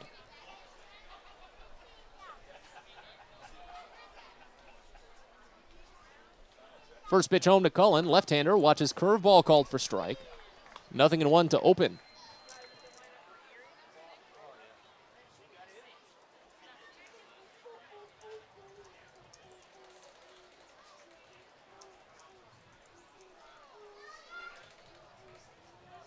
Next pitch, swing and a miss, slider down and away.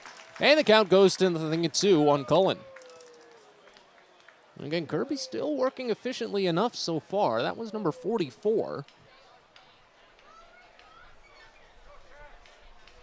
Runner at first, 2 away here in the top of the fourth as Bowie leads 1-0. The 0-2 pitch to Cullen. Skips in.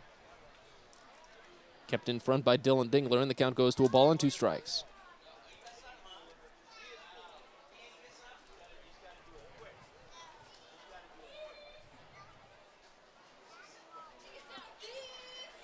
It's a very hard lean in for Chance Kirby. He holds the ball behind his waist and practically just leans down as if he's trying to touch his toes. Fires the 1-2 to Cullen, and it rolls in again. Count goes even at 2. It's practically a 90-degree bend at the waist. And when he uprights himself to get set, he'll curl his body around, practically pivoting from facing home plate to facing the third base line, and then he uprights himself. It's a very fluid motion. Here's the 2-2.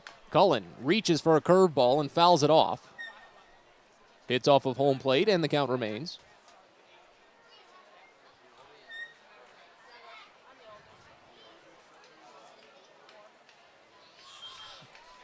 That was Cullen's first hit in this series, back in the second inning.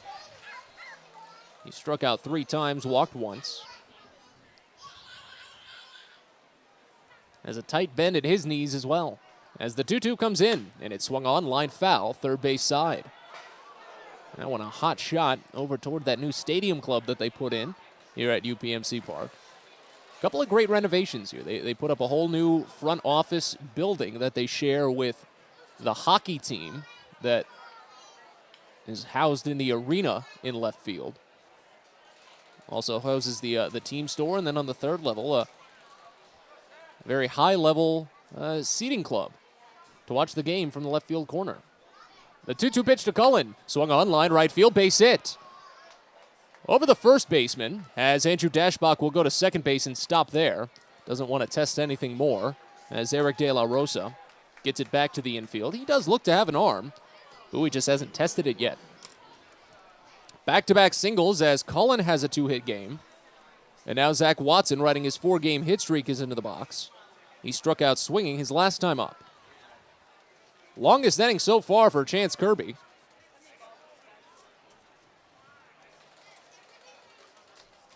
This next pitch will be number 16. For Cullen, that's just his second multi-hit game of the year with the Baysox. Bowie ahead 1-0. As the first pitch into Watson is swung on in line to third, but picked by Gage Workman. Outstretched arm, a hearty lean from the ankles, and he takes away an RBI knock from Zach Watson. Great play.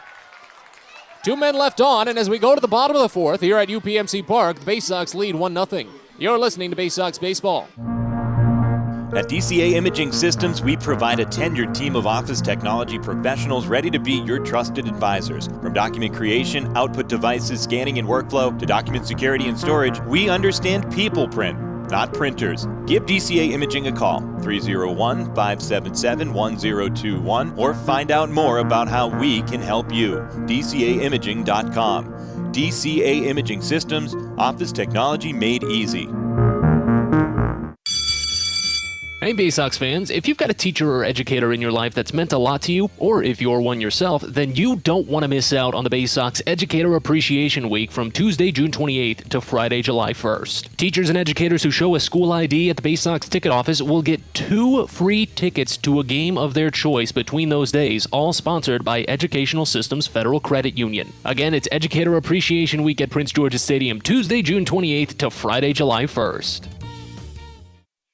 Sky Shooter Displays by ZY Pyrotechnics will be lighting up the sky with top-of-the-line fireworks shows following Baysox games all season long. We will give you the best bang for your buck. Sky Shooter Displays include traditional shows, true pyro musicals, custom choreographed plays, and much more. The night sky is truly limitless, so don't be shy. Give ZY a try. Find out more by calling us at 570-328-1361 or visit us online, zypyrotechnics.com.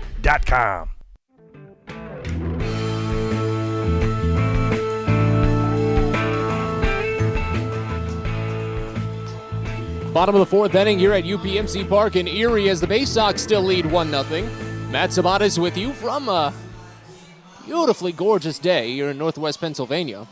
It'll be Dane Myers, Dylan Dingler, and Gage Workman to lead off. Zach Peak back to work for the Baysox. With the first pitch home to the right-hander Myers, swung on and fouled off back to the screen. A curveball opens it up at 0-1.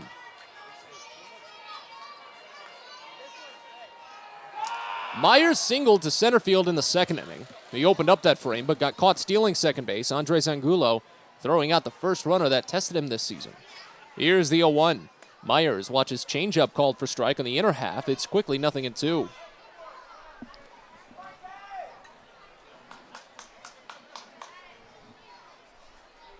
Here's the 0-2 pitch. Myers grounds it over to short. Holding on it easily, taking it off a tough bounce from the lip of the grass, Joey Ortiz gets it to first still in time. 6-3 putout, and there's one away. Good mix of flyouts and groundouts so far. Peak has now worked 5 groundouts, 2 flyouts. Both flyouts actually make that 3 flyouts. As Dylan Dingler steps in, first pitch home.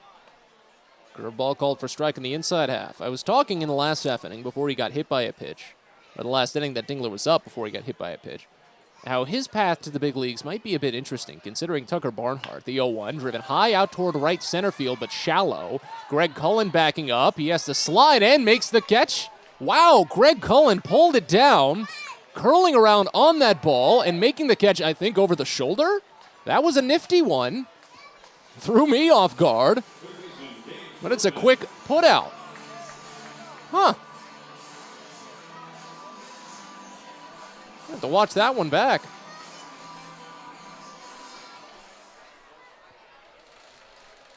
Now this is the kind of inning that Zach Peak has needed.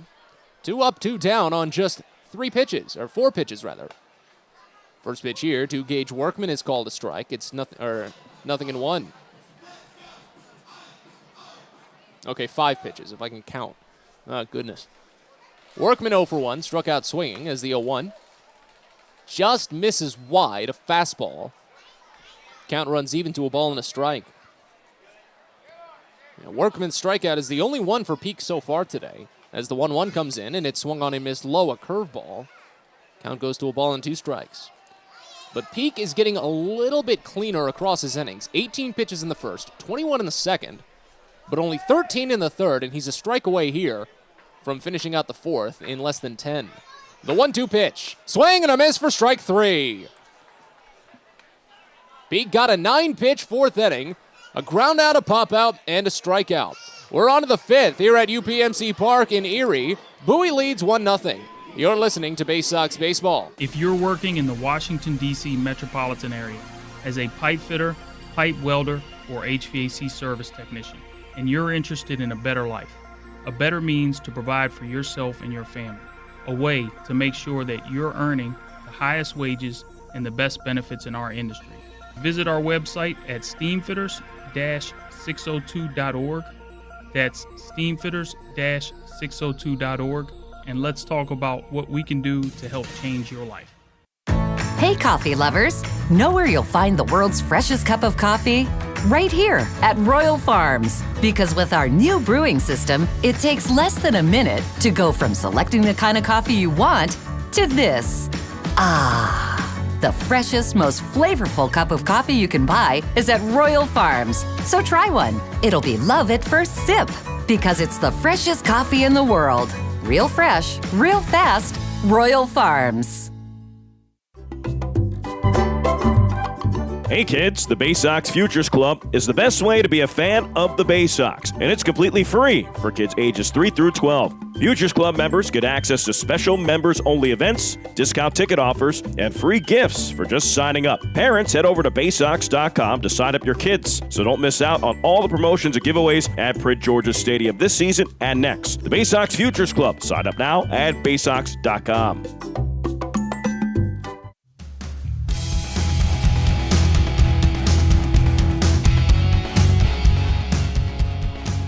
Well, it's another great day to have you along for Baysox Baseball, and I'm so glad that you've taken the time to join us. Matt Sabatis with you from UPMC Park here in Erie, Pennsylvania, as the Bowie Baysox try to make it 2 in a row, set themselves up for an opportunity to split the 6-game series tomorrow.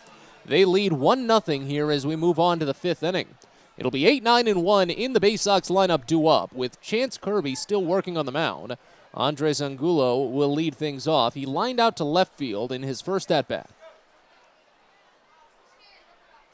Kirby continually out of the stretch, comes set at the chest. Kicks and fires the first pitch home to Angulo. It misses down and inside, and the count starts out at 1-0. After Andres, it'll be Christopher Cespedes, and then back to the top of the lineup with Hudson Haskin. What's been a mostly sunny day, still with plenty of sun abound on the playing surface here in Erie. The 1-0 lifted the other way, fairly deep. Eric De La Rosa running on it, now curling a bit down and in, makes the catch mid-stride. He's got those long legs, doesn't need to sprint too often. And there's one away. So now on to Christopher Cespedes. Well, the Shadows are starting to push a little bit across onto the infield. Of course, with the arena in left field, they usually start in from left. A little bit into center, probably cutting it in half, but most of the infield and all of right field in sunlight. First pitch to Cespedes. Called a strike, fastball inside, and it's 0-1. Cespedes' solo home run, a towering shot, bouncing off the top of the arena in the 3rd inning, marks the only run of the game so far. Here's the 0-1 pitch. Called a strike inside again, a changeup, and the count runs to 0-2.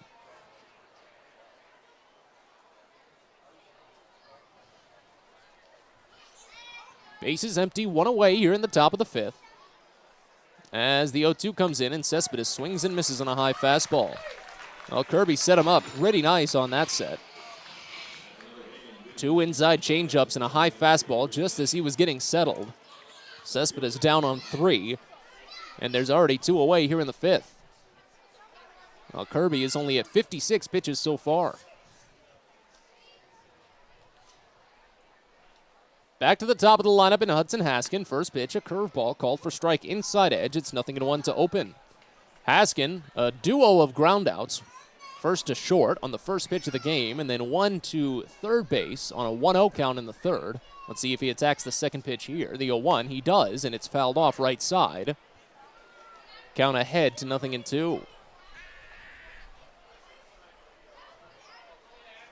Again, the most that Kirby has tossed this season is 6 innings. He's done it twice, including once recently against Altoona. That was 2 starts ago for him. The 0-2 pitch to Haskin is popped up right side, foul ground, running toward it De La Rosa, now ranging back toward fair territory. He makes the catch on the warning track.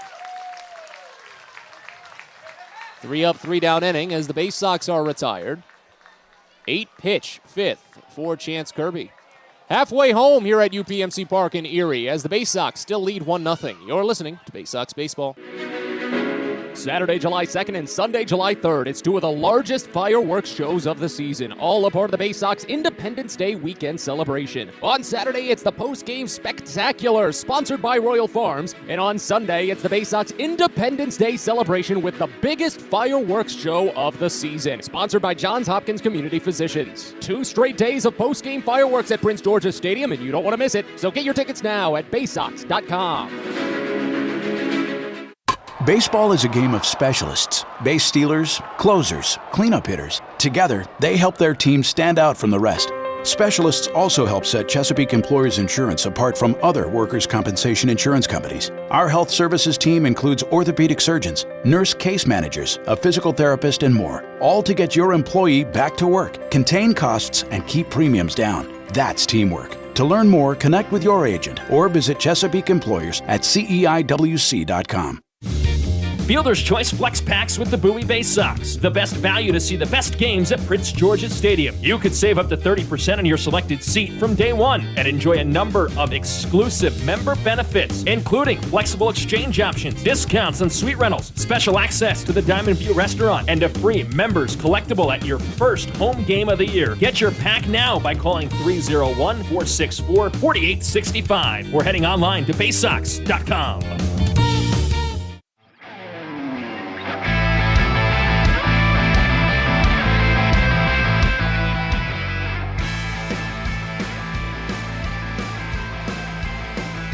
Back end of the fifth inning here at UPMC Park in Erie as Zach Peak is working.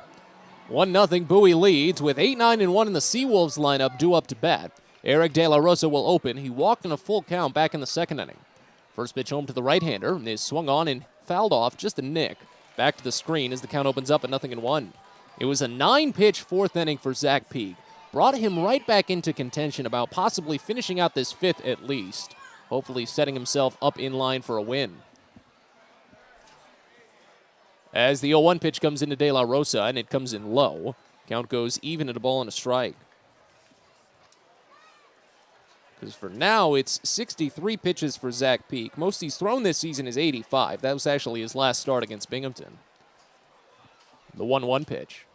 Grounded hard to short, right at Joey Ortiz. From the edge of the outfield grass, he throws it high, and it pulls Dashbach off the bag. Fourth error of the season for Ortiz at shortstop in 33 games. E6 allows the tying run to open the inning at first base.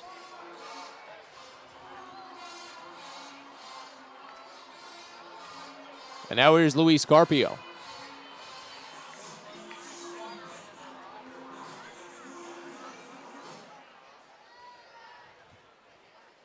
Righty on righty. Carpio grounded out to second in the second inning. That'd be helpful here. First pitch. He watches a fastball called for strike on the inside edge. It's 0-1. Carpio has hit into 3 double plays this season, and he's got an even mix of ground balls to fly balls. As Peak holds ball and glove rested at the shoulder and brings them together at the chest. The 0-1 offering. Grounded over to first and past the dive of Dashbach. Into right field, a base hit. De La Rosa has wheels. He'll go to third base. The throw gets in, but it's much too late. Tying run now 90 feet away on Carpio's base hit. Just his third hit against the Baysox this season.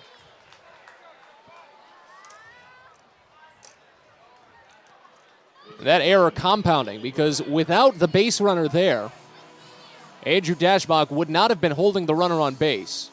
He would not have had to dive for that ball. And it would have been either an easy 3 unassisted or a 3-1 put out. And it would have been bases empty, 2 away. Now it's first and third with nobody out.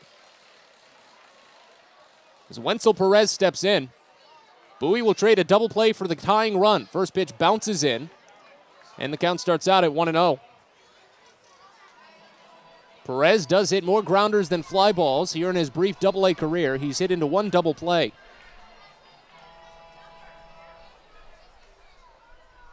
Dashbach holds on runner at first. Cesar Prieto plays in the baseline at third. Second baseman Greg Cullen shifted a little bit onto the right side, the 1-0. Fastball dots the outside corner for a called strike. It's 1-1. Perez grounded out to second base in the first inning. He flew out to left field his last time up in the third. You do that here and the game is tied. 1-0 Bowie leads here in the bottom of the fifth. 1-1. Curveball lifted out towards center, should tie the game. Haskin ranging to his left, makes the catch. De La Rosa tags as the throw comes in, and it's cut off. Sacrifice fly, an unearned run, but still a tie game here in the bottom of the fifth. 1-1.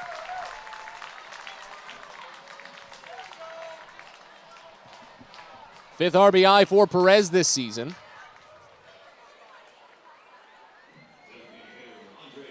Carpio stays at first base, and now Andre Lipsius will step in.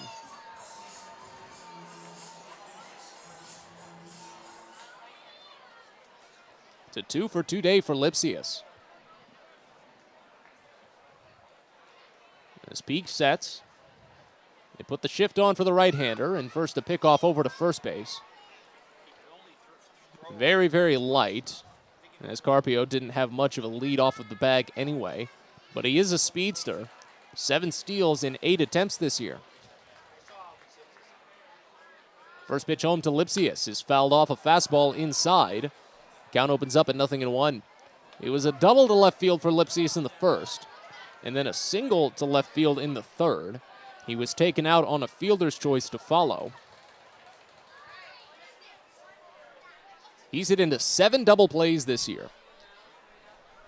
The 0-1 pitch. Breaking ball, called a strike at the knees. Personally looked to be a bit low. But Peak won't complain about the called strike. It's 0-2. Runner at first, 1 away in the bottom of the 5th, what's now a tie game. The next pitch. Swinging a bouncing ball over to short. Going to be tough to turn to. Is it scooped by Ortiz? He has to go to first only, and he gets it there. Carpio goes to second base. 6-3 put out as Lipsius is retired. And now Parker Meadows with the go-ahead run in scoring position and 2 away.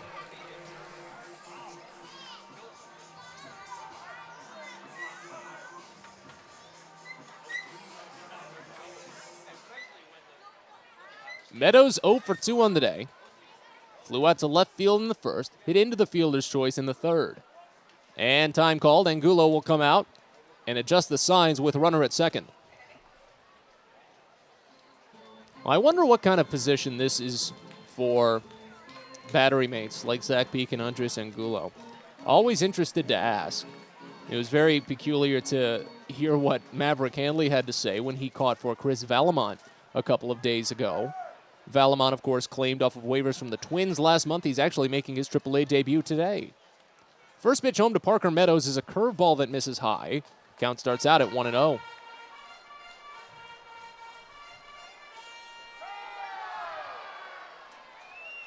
Shift on for the left-hander. Meadows pulls it only about 41% of the time. As the 1-0 comes in, and it's in there. A changeup for a called strike, outer edge. Count evens at 1. Inning started with Eric De La Rosa reaching on an error. Joey Ortiz picked a ground ball and threw it to first high. As the 1-1 comes in, and it's lifted, foul, third base side. Prieto running, but out of room. Braces up against the tarp as it gets out of play. Count goes to a ball and 2 strikes. At this point, because of the error as well, if anything else comes across, it is also unearned. So Peak is going to finish at least 4 2/3 of unearned ball no matter what happens.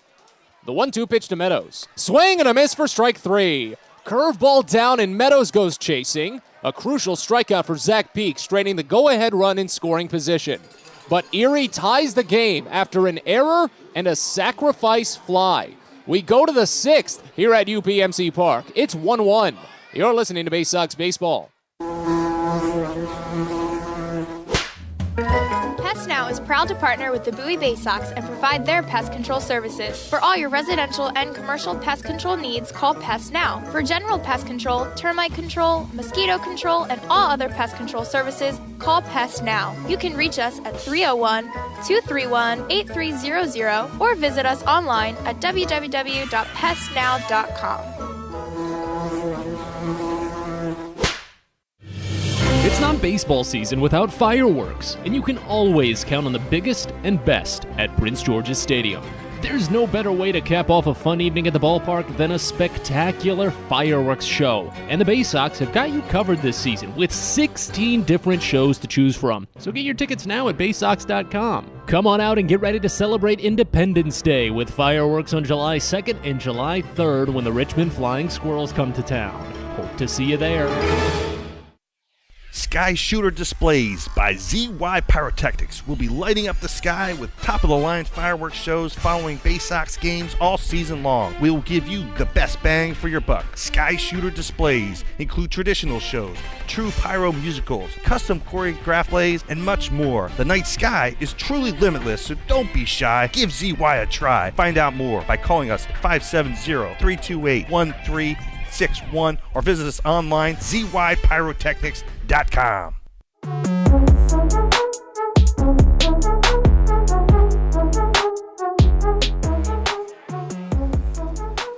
On to the sixth inning here in Erie as the Baysox and the Seawolves are tied at 1. Matt Sabatas with you on what's been a gorgeous day. Chance Kirby back to work, only 58 pitches deep through 5 innings of 1-run ball. He faces 2, 3, and 4 in the Baysox lineup, starting with left-hander Cesar Prieto. First pitch home to Prieto is called a strike. Changeup dots the upper outside corner, and it's 0-1 to open. 0 for 2 day for Prieto. He's flown out twice, once to right field, once to center field. As Kirby sets first base side of the rubber and fires the 0-1 pitch, Prieto grounds it up the first base line and picked at the waist by Quincy Naporti. Kirby was sprinting to the bag to help out his first baseman, and he receives the underhanded toss. A 3-1 putout opens the inning.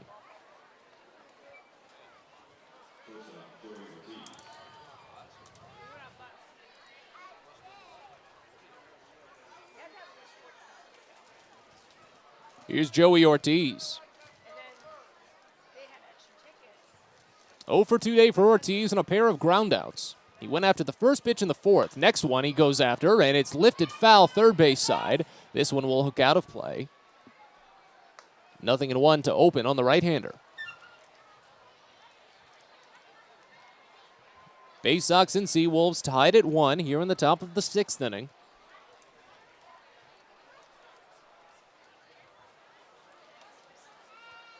As Kirby sets for the next pitch to Ortiz. Here it comes. Slider called a strike in the lower outside corner. It's 0-2.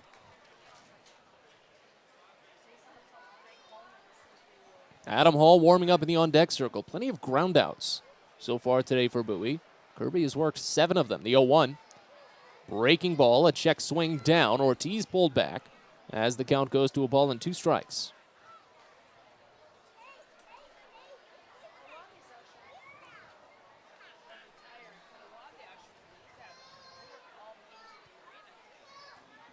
Here's the 1-2. Ortiz watches it skip in again. And the count goes even at 2 balls and 2 strikes. Shadows pushing a bit across into the batting area. Mostly onto the left side of the infield now, but the right side of the infield and all of right field still taking in some warm sunlight. The 2-2 pitch to Ortiz is a high fastball. Count runs full.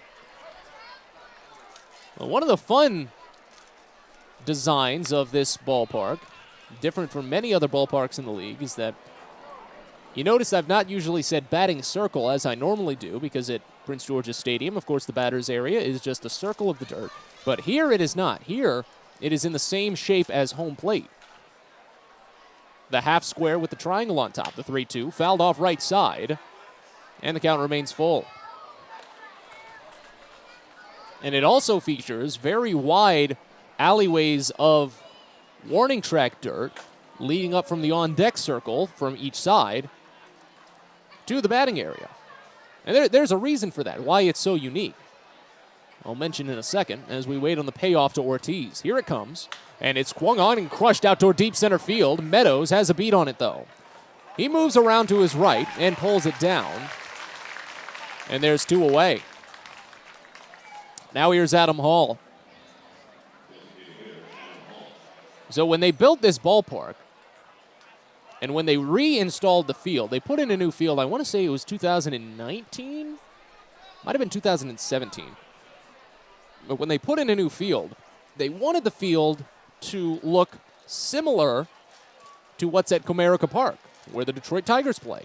As Adam Hall digs in, the first pitch misses down and inside, and it's 1-0 to open. So they added a couple of little intricacies, like the way that the batting area is designed. That's how it is at Comerica Park. And they used to have a pitcher's path. The 1-0 pitch to Hall misses high a fastball, and the count goes to 2-0. As we're tied at 1 here in the top of the 6th. Now, a pitcher's path, if you're not familiar, it's that very small strip of dirt that runs from the base of the mound directly to home plate. There are a couple of reasons for a pitcher's path. Some people say it's to help a batter see the ball, or the umpire see the ball maybe, or just for the sake of keeping the grass from getting stepped on from catchers walking up to the mound. The 2-0 to Hall, a called strike, fastball inside, and the count goes to 2-1. But they got rid of that recently, within the past few years, but they still have that peculiar and unique home plate design. The 2-1, Hall lines it the other way, falling in for a base hit. He's got some great opposite field stuff, Adam Hall. Shoots it there more often than any other part of the field.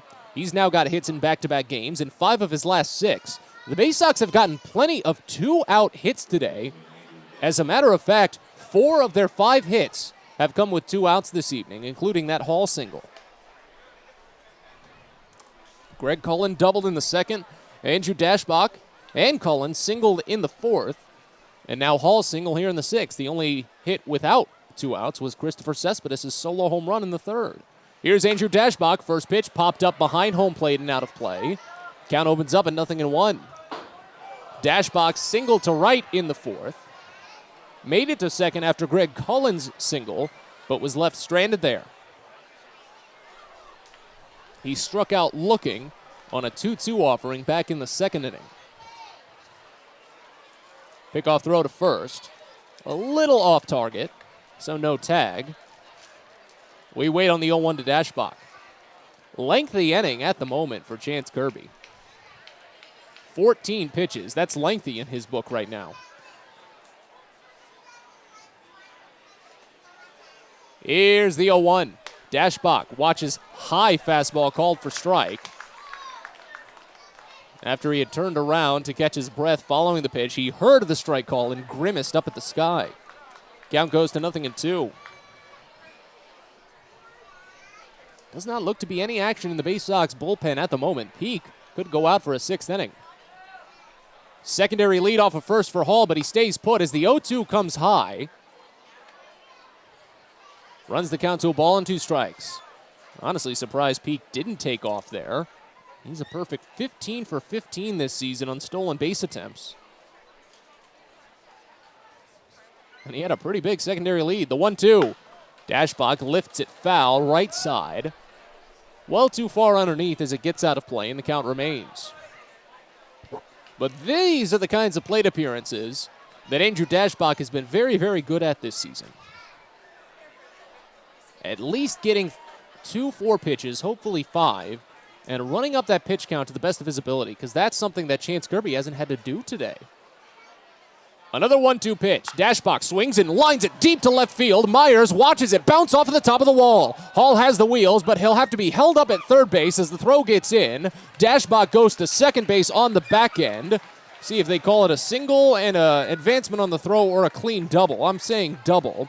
For Dashbach, that's his 6th of the season, and that could lead to a mound visit for Chance Kirby as he's continuing to have trouble putting away the Baysox here with these 2-out opportunities. That was a scorching liner for Andrew Dashbach. It still would not have been a home run.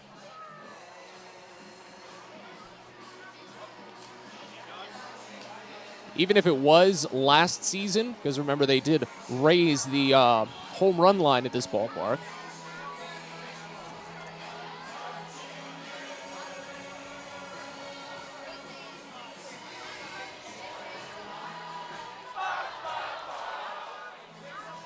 Quick meeting on the mound gives us a chance to tell you about Pest Now.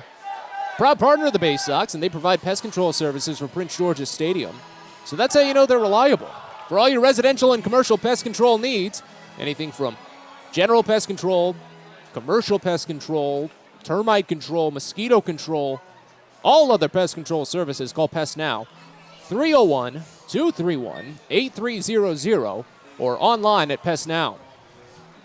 And we're having it happen again where the allotted time for a mound visit has expired completely, and the umpire is not doing anything to actually break it up. He's just standing there. Still just standing there. And finally, Dan Reicheball is departing.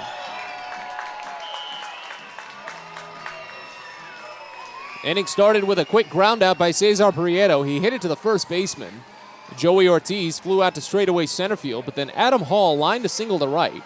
And Andrew Dashbach smashed a double off the left field wall. It puts runners at second and third for Greg Cullen, who's already riding a 2-hit day. A double of his own to right field in the second. and a single to right field in the fourth. Cullen does not have a 3-hit day for the Baysox this season. First pitch. He watches curveball, called for strike, low and away. It's 0-1 to open.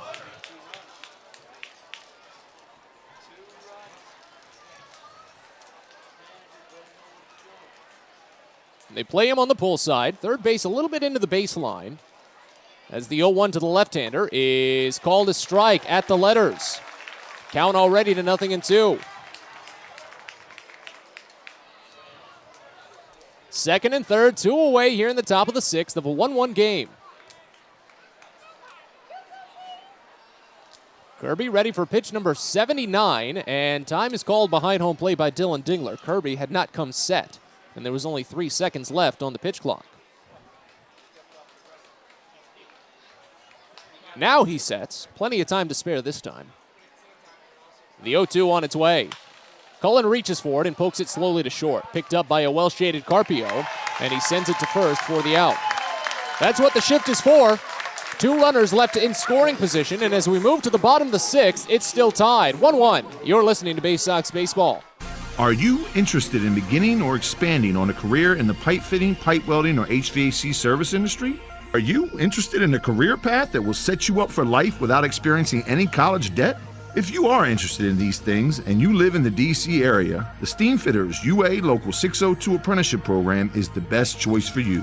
For more information about our apprenticeship program and how to apply, please visit steamfitters-602.org. That's steamfitters-602.org. It takes time to get rich, flavorful coffee beans from the lush mountain regions of Colombia and Brazil to Royal Farms.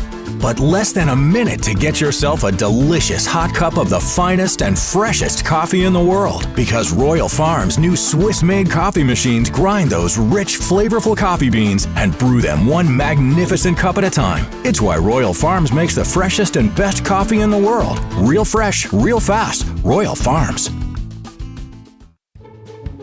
A birthday bash with the Baysox is the best time at the ballpark. Bring your friends and family out to celebrate and be the star of the show. Dance on the dugout with Louie, play games in the stadium, introduce a batter in the game, and you'll even get to have the stadium sing for you. Baysox birthday parties, an unforgettable, one-of-a-kind experience at Prince George's Stadium. Book yours by calling 301-464-4880 or at baysox.com.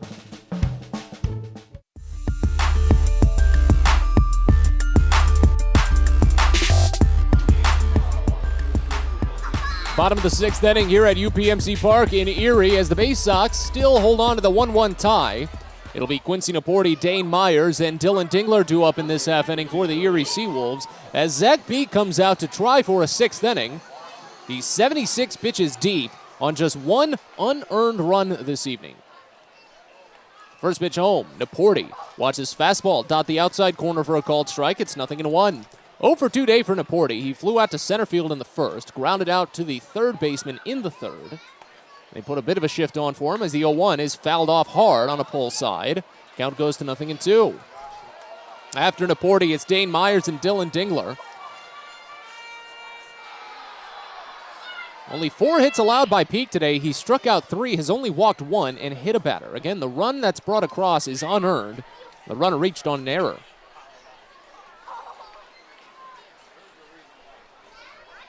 Peak a couple of deep sighs as he sets at the chin, drops to the waist, kicks and fires the 0-2. It's popped up on the infield right side, carrying out toward right field as Zach Watson ranges down and makes the catch at the forehead. Easy pop out there as Dane Myers will step in.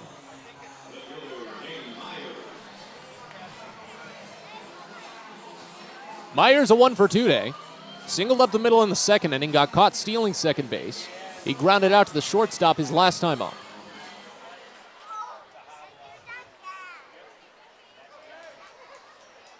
First pitch in. Right-hander lifts a curveball high and deep to left. This one's fair. It's gone. And it is foul. All right. Start that one over. 0-1. I got to imagine Zach Peak will not feed an offering in that same vicinity now for the rest of the plate appearance. as Myers nearly turned out on number 11. Here's the 0-1. Slider misses down and away, and the count goes even to a ball and a strike.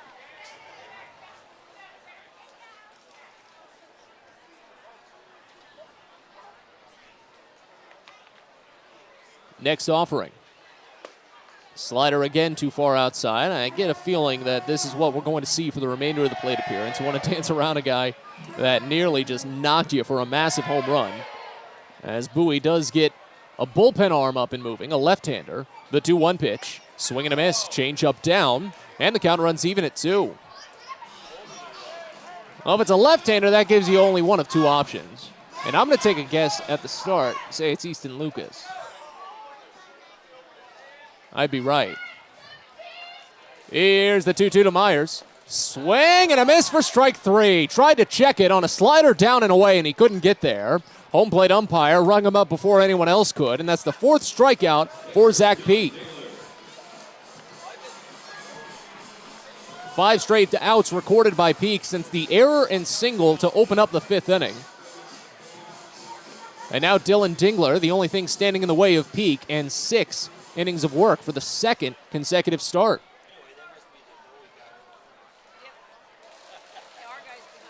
First pitch. Breaking ball misses high, and the count starts out at 1-0. Dingler got hit by a pitch back in the 2nd inning. He popped out to the second baseman in the 4th. It was a very fun play by Greg Cullen. The 1-0 pitch. Breaking ball bounced foul, third base side as the count evens. Cullen had to dance around it, practically went into a full 360. And slid with his back to the infield and made the catch in the waist.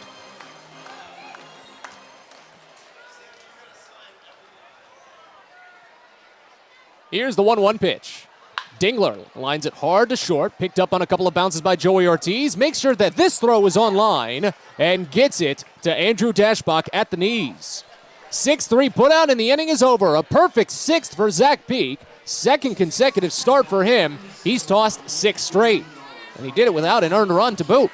We're on to the 7th here at UPMC Park. The Baysox and the Seawolves are tied at 1. You're listening to Baysox Baseball. Get the best deals at Prince George's Stadium with weekly promotions all season. Tuesdays are Military Appreciation Night. Purchase a box seat at the ticket office with a proof of service and you'll only pay half price. Bring along your furry friend on Woof Wednesday, and it's the best happy hour around every Thursday from 5 to 6:30. $2 Bud and Bud Light drafts with other beer specials throughout the year, and live music to get your night started. It's always a great time at the ballpark, so get your tickets now at Baysox.com. From sprains to stitches, sore throats to stomach aches, and pulled muscles to poison ivy, care is around the corner at Patient First. Walk in to see a doctor from 8 a.m. to 10 p.m. every day of the year. X-rays, lab tests, and prescription drugs are on site, and most major insurance plans are accepted. For routine illnesses and injuries, Patient First is here for you. Patient First, the name fits. Patient First, proud partner of the Bowie Baysox. Open 8 a.m. to 10 p.m. every day. Well, it's a special Baysox Live Happy Hour on Thursday, July 14th at Prince George's Stadium. Along with the usual live music and beer specials from 5 to 6:30, it's also Margaritaville night out at the ballpark. Get your flip-flops, salt shakers, and Hawaiian t-shirts ready to celebrate cruise culture with Margaritaville night, sponsored by Bud Light. That's Thursday, July 14th at Prince George's Stadium, so get your tickets now at Baysox.com.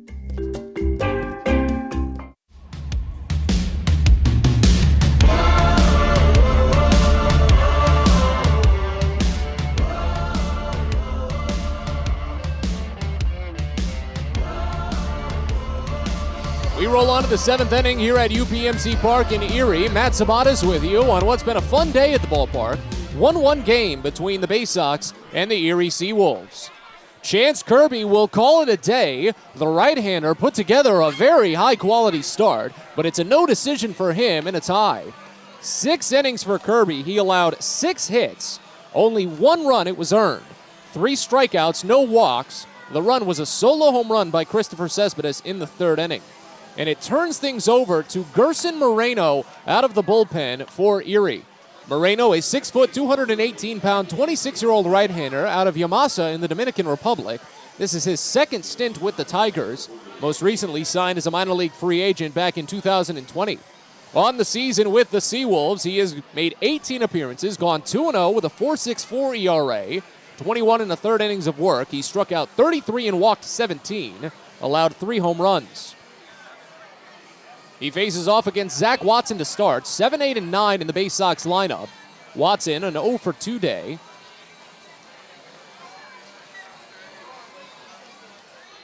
As the right-hander steps in now. Moreno sets, holds it at the chest. Very closed stance. Fires the first home, and Watson swings and misses at a hot shot fastball away. It's 0-1 to open. Well, Moreno is very familiar with this league, its teams, and the Seawolves in general. In his minor league career, he's made most of his appearances with Erie. The 0-1 pitch, swung on and missed. Fastball high again, and it's 0-2. He made 35 appearances with Erie last season. Had 2 games up at the AAA level. Went 5-3 with a 4.59 ERA combined across the 2 levels. He sets on the third base side of the rubber and fires the 0-2 to Watson. It's swung on and missed high for strike 3. Pumped him 3 straight fastballs, and Watson just could not get a handle on either of them. And now here's Andres Angulo.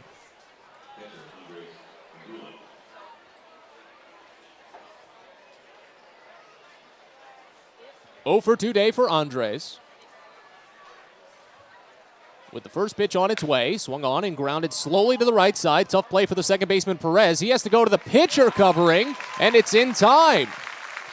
Quincy Naporti was frozen after initially flinching to try and go after the ball. He saw Moreno sprinting to first and realized he shouldn't have gotten in his way. So the very rare 4-1 put out as Angulo is retired for the 3rd time today. Now Christopher Cespedes. A 1-1 game here in the top of the 7th inning. Looks to be Easton Lucas will take what remains for Bowie, or at the very least, the next inning. First pitch to Christopher Cespedes, misses down and away. Count starts out at 1-0. Zach Peak, what a start. 6 innings for him. Only 4 hits and an unearned run. 4 strikeouts, 1 walk. Here's the 1-0 to Cespedes. Misses down and inside, and the count goes to 2-0. Well, one of the things that's plagued Moreno plenty of times in the past, he's got a very, very good slider. Got to see it a lot in 2019, especially when Bowie and Erie went toe-to-toe. And it's hit or miss. A big problem, the 2-0. Fastball, called for strike on the inside edge, and it's 2-1. Of course, when your fastball is working, that's fine. But if batters can pick it up quickly, then you're in trouble if you don't have a good secondary pitch to complement it. And that's, for Moreno, usually the slider. A lot of great movement on it. The 2-1, swing and a miss high. Fastball again, runs the count even at 2. So he tried the slider twice. Didn't get it on either, and now he's working with the fastball to even the count up.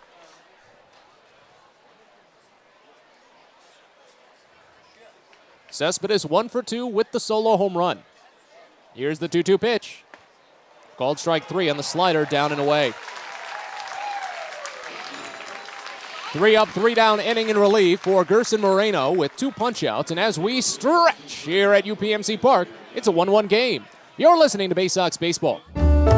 On the Green Incorporated is your lawn care team, providing professional organic-based lawn care programs for residential and commercial lawns. Our lawn care programs provide ballpark quality results. Each service is custom tailored with guaranteed results for even the toughest lawns. On the Green also offers outdoor pest control services. Mosquitoes, ants, ticks, and more. Safely and effectively control insects and enjoy the outdoors this summer with On the Green Incorporated. Go to onthegreeninc.com.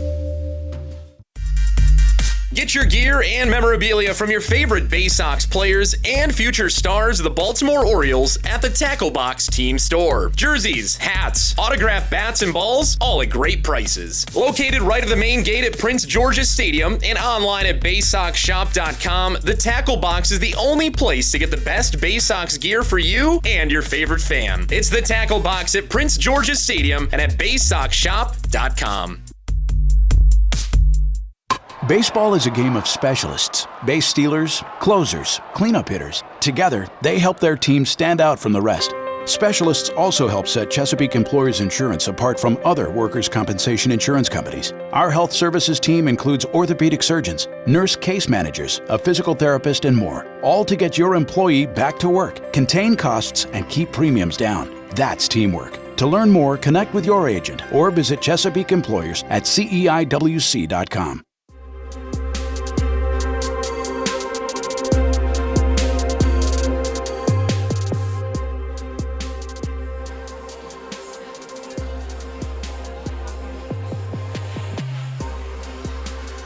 Fans, don't forget about Superhero Day coming up to Prince George's Stadium on Sunday, July 31st. You can meet your favorite costumed heroes roaming the ballpark, showing off their special powers. And if you're one of the first 750 fans through the gates, you can get a Grayson Rodriguez Super Bobblehead. That's Sunday, July 31st. Get your tickets at Baysox.com. As we move on to the bottom of the 7th here at UPMC Park in Erie, the Baysox have made a pitching change. An excellent day for Zach Peak, as he unfortunately takes a no decision. He finished with 6 innings, 4 hits of 1-run ball, an unearned run with 4 strikeouts and only 1 walk. He threw 87 pitches, a season's high, 1 shy of tying a career high. The 6 innings, of course, tied a career high that he set last week. As Easton Lucas takes over, the left-hander faces Gage Workman to start. Switch hitter bats righty and fouls the first pitch off right side. It's 0-1 to open. So 6 innings of 1-run ball for Peak. Unearned run drops his ERA all the way down to 2.68. Here's the 0-1 pitch to Workman. Breaking ball fouled off again right side. Pitch came up and in, and it runs the count to 0-2. 0 for 2 day for Workman. He's struck out twice. Has not even gotten to a 2-ball count yet. It's the 7, 8, and 9 batters in the Erie lineup here. As the 0-2 pitch comes in. And it's fouled off again right side. Count remains. Well, we're at that tough part of the day for both pitcher and batter, where the sun is splitting across the pitcher's mound. It's just in front of the rubber, pretty much where the foot will land, the plant area. The 0-2 pitch misses down and inside for a ball. It's 1-2. So what happens there is that through the windup, as the pitcher is delivering, they'll cross over into the sunlight. That'll affect them a little bit, and the batter will have to watch the ball go from shade into sun. The 1-2 pitch, swung on and missed for strike 3. Got him with a curveball down and inside. Lucas logs a strikeout to open his day of relief. First punch out for the left-hander, 5th overall for Baysox pitching. 3 of the 5 have come against Gage Workman. And now here's Eric De La Rosa. He scored the only run for the Seawolves after reaching on an error to open the 5th inning. First pitch home to the right-hander is called a strike on the inside edge. It's 0-1. We've got to tell you a little bit about Easton Lucas at some point, don't we? He's a 6'4", 180-pound left-hander. Traded to the Orioles in 2019 from Miami. That was the VR deal. The 0-1, swing and a miss. Change up away, and the count to 0-2. On the season with Bowie, Lucas has made 15 appearances, does not have a record. A 7.18 ERA in 26 1/3 innings. 29 strikeouts, 17 walks, 5 homers allowed. As he fires the 0-2 pitch to De La Rosa, it's in there for strike 3. Curveball in the inside half, and De La Rosa knew it. Hesitated for a second before realizing where that one punched home. Back-to-back strikeouts for Easton Lucas, and he's off and running in relief. He's coming off of a bit of a forgettable outing.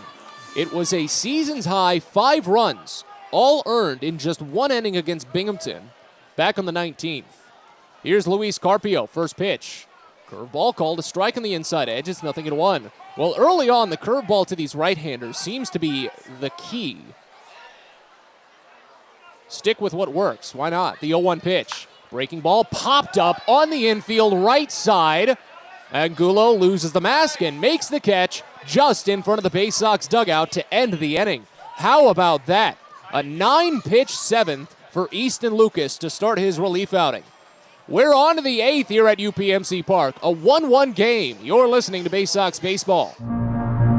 At DCA Imaging Systems, we provide a tenured team of office technology professionals ready to be your trusted advisors. From document creation, output devices, scanning and workflow, to document security and storage, we understand people print.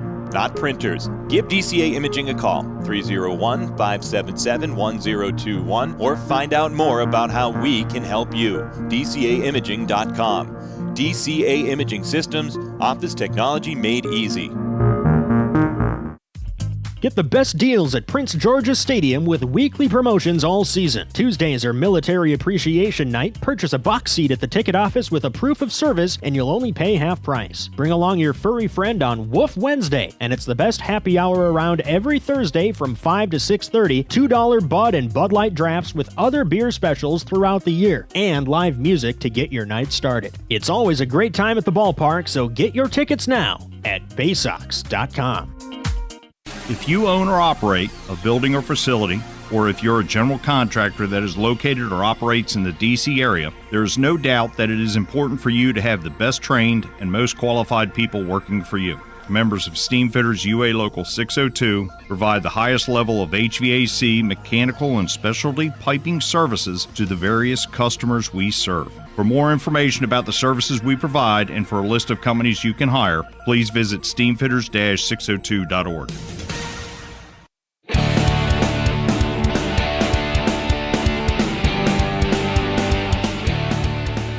Hey fans, On the Green Incorporated is celebrating 25 years of providing custom lawn care and pest control programs. Guaranteed results for residential and commercial lawns. They can turn your sandlot into something lush, resembling the ballpark greens of Prince George's Stadium. Mention this ad and receive a discount on your first lawn care or pest control service. Enjoy the outdoors this summer with On the Green. Go to onthegreeninc.com or call 410-695-0444. 1-1 game as we move to the 8th inning here at UPMC Park in Erie. Hudson Haskin leads off for the Baysox, and the first pitch home from Gerson Moreno is a fastball called for strike on the lower outside corner, 0-1. So it's the top of the Bowie lineup with Haskin, then Cesar Prieto and Joey Ortiz. Moreno needed 9 pitches for a perfect 7, 2 strikeouts. Haskin pops this pitch up third base side, foul ground. Running down on it, Dingler just in front of the dugout, and it's over the net. It bounces back into Dingler's glove, but can't take that on a hop. This isn't the 1800s. It's 0-2 to open on Haskin, who's 0 for 3 on the day. And that used to be a rule back in the original rule books, those Knickerbocker rules. You could catch a ball on one bounce, and it would be an out. I don't think they had gloves then, though, so I guess that makes a little bit of sense. You let it bounce once, and you could catch it without hurting yourself. The 0-2, popped up foul right side this time. It'll get out of play more convincingly. Count remains at 0-2. Well, Haskin has been a good batter when leading off innings. Of course, he had the home run yesterday to open the game. But he hits .300 when batting at the start of an inning. The 0-2. Check swing, misses high. They'll appeal on the fastball to the first base umpire. He says he didn't go. So the count goes to a ball and 2 strikes. Haskin has been the most routine leadoff man for the Baysox this season as well. This is his 19th game when penciled in atop the lineup. Here's the 1-2. Haskin pops it up on the infield again, right side toward foul ground Naporti, into the sunlight and makes the catch. A bucket catch at the waist on the warning track. So 1 away. Here's Cesar Prieto. 0 for 3 day for Prieto. He flew out to right field in the first inning, then center in the third. Grounded out to first base his last time up. Feel like he might be due to go the other way right now.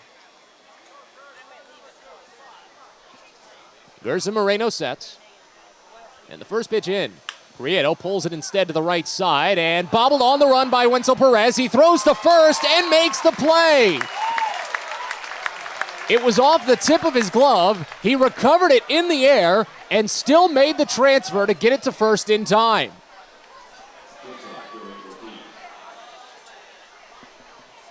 A 4-3 putout, and there's 2 away.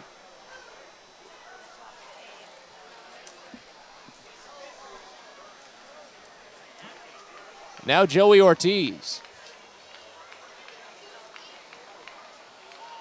A 1-1 game here in the top of the 8th. First pitch home to the right-hander. It's a fastball dotting the upper inside corner for a called strike. It's 0-1. Well, the top of the Bowie lineup has been quiet today. No strikeouts, but plenty of contact outs. You include Ortiz, they're a combined 0 for 11 as the 0-1 is drilled out toward right center field, read by Eric De La Rosa. As it slices back a little bit his direction, he makes the catch. So make that 0 for 12. We're on to the bottom of the 8th here at UPMC Park. Bowie and Erie are tied at 1. You're listening to Baysox Baseball. Pest Now is proud to partner with the Bowie Baysox and provide their pest control services. For all your residential and commercial pest control needs, call Pest Now. For general pest control, termite control, mosquito control, and all other pest control services, call Pest Now. You can reach us at 301-231-8300 or visit us online at www.pestnow.com.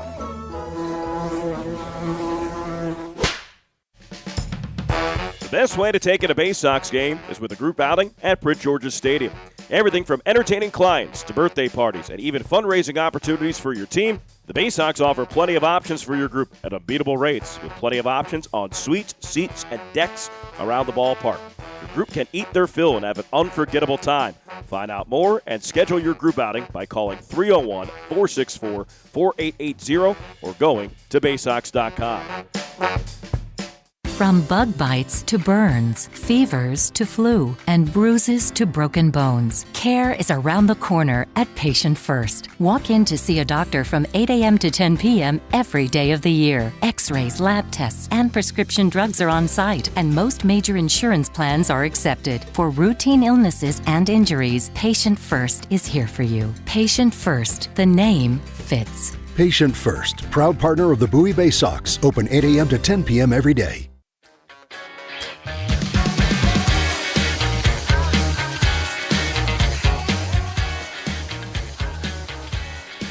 Continuing on with the 8th inning here at UPMC Park, a 1-1 game between Bowie and Erie. Seawolves trying to get back into the win column after seeing their 5-game winning streak end last night. The Baysox trying to make it 2 in a row after breaking their 5-game losing streak last night. It'll be the top of the Seawolves lineup to bat. Wenzel Perez digs in, switch hitter as a right-hander for the first time today. He's 0 for 2, first pitch. Curveball from Easton Lucas. Hits the top half of the zone for a called strike. It's 0-1. Perez has the lone RBI for Erie today. A sacrifice fly in the 5th, the 0-1. Liner, right center field for a base hit. Sprinting on it, Zach Watson. He'll cut it off before the gap to keep Perez at just a single. But that's the first hit for him today. He's got hits in back-to-back games and 4 of his last 5. And now Andre Lipsius, who's responsible for most of Erie's hits this evening.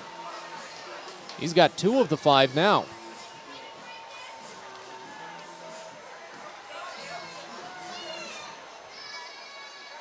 Grounded out to the shortstop his last time up.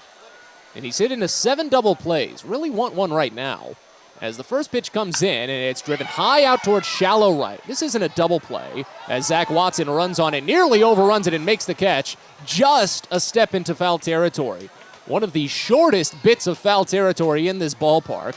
Up against the railing in front of the Baysox bullpen, but he brings it down for the out. And that's a quick out, more importantly.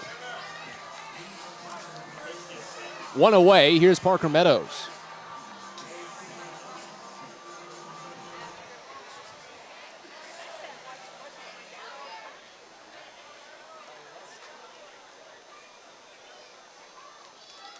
Lefty on lefty, first pitch. Breaking ball called for strike in the upper outside corner. It's 0-1. Meadows against fellow Southpaws this season, only hitting .206, but he is only hitting .213 on the season, so not much of a change. Runner at first, 1 away.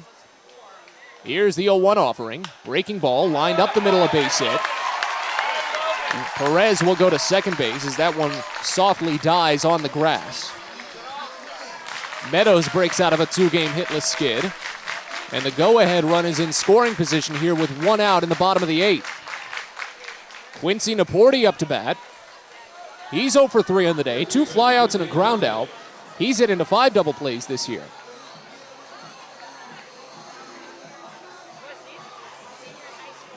And we'll get a battery meeting.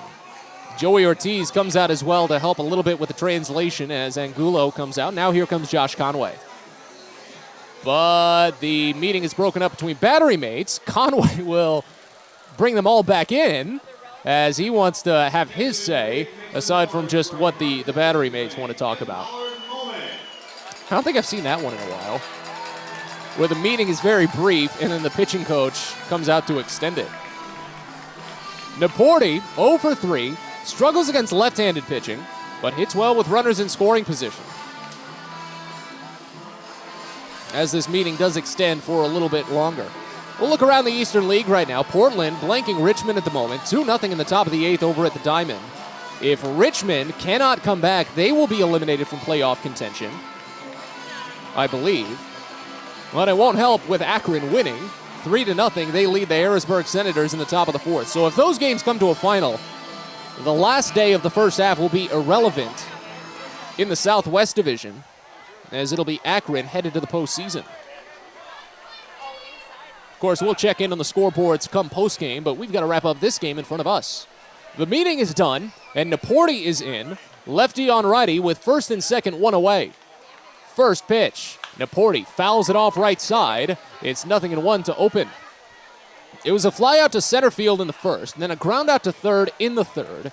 They put a heavy shift on for the right-hander, and a fly out to right field back in the 6th.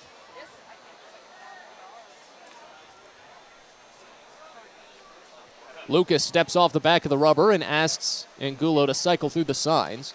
We'll wait on the 0-1. Decent gap on the right side. Naporti only goes the other way, less than 30%. The 0-1 pitch. Broken bat, bouncer over to short. Tough chance to turn 2. Ortiz scoops it to Cullen, back to first. Dashbach receives, and the inning is over. The broken bat made its way past the mound on the left side, but Naporti grounds into his 6th double play of the season, and Lucas escapes the jam. We're on to the 9th here at UPMC Park as the Baysox and the Seawolves are tied at 1. You're listening to Baysox Baseball. There's plenty going on at Prince George's Stadium on Saturday, July 30th. It's the Island Luau night at the ballpark as the Baysox battle the Altoona Curve. Live music from the islands, inspirational dance performances, and more. But that's not all. It's also Maryland's worst car show. Do you own a clunker, a piece of junk on wheels? Well, here's your chance to show it off. Again, that's all on Saturday, July 30th. So head to Baysox.com to purchase tickets and find out more about registering for Maryland's worst car show. Hope to see you there. There is a weekend in July where the baseball world revolves around a village in upstate New York. Baseball Hall of Fame induction weekend in Cooperstown is an unforgettable experience full of family-friendly activities and priceless moments. Make your plans today for July 22nd through 25th for the induction of Bud Fowler, Gil Hodges, Jim Cott, Minnie Minoso, Tony Oliva, Buck O'Neill, and David Ortiz as the class of 2022. Visit baseballhall.org today for the Baseball is a game of specialists. Base stealers, closers, cleanup hitters. Together, they help their team stand out from the rest. Specialists also help set Chesapeake Employers Insurance apart from other workers' compensation insurance companies. Our health services team includes orthopedic surgeons, nurse case managers, a physical therapist, and more, all to get your employee back to work, contain costs, and keep premiums down. That's teamwork. To learn more, connect with your agent or visit Chesapeake Employers at CEIWC.com.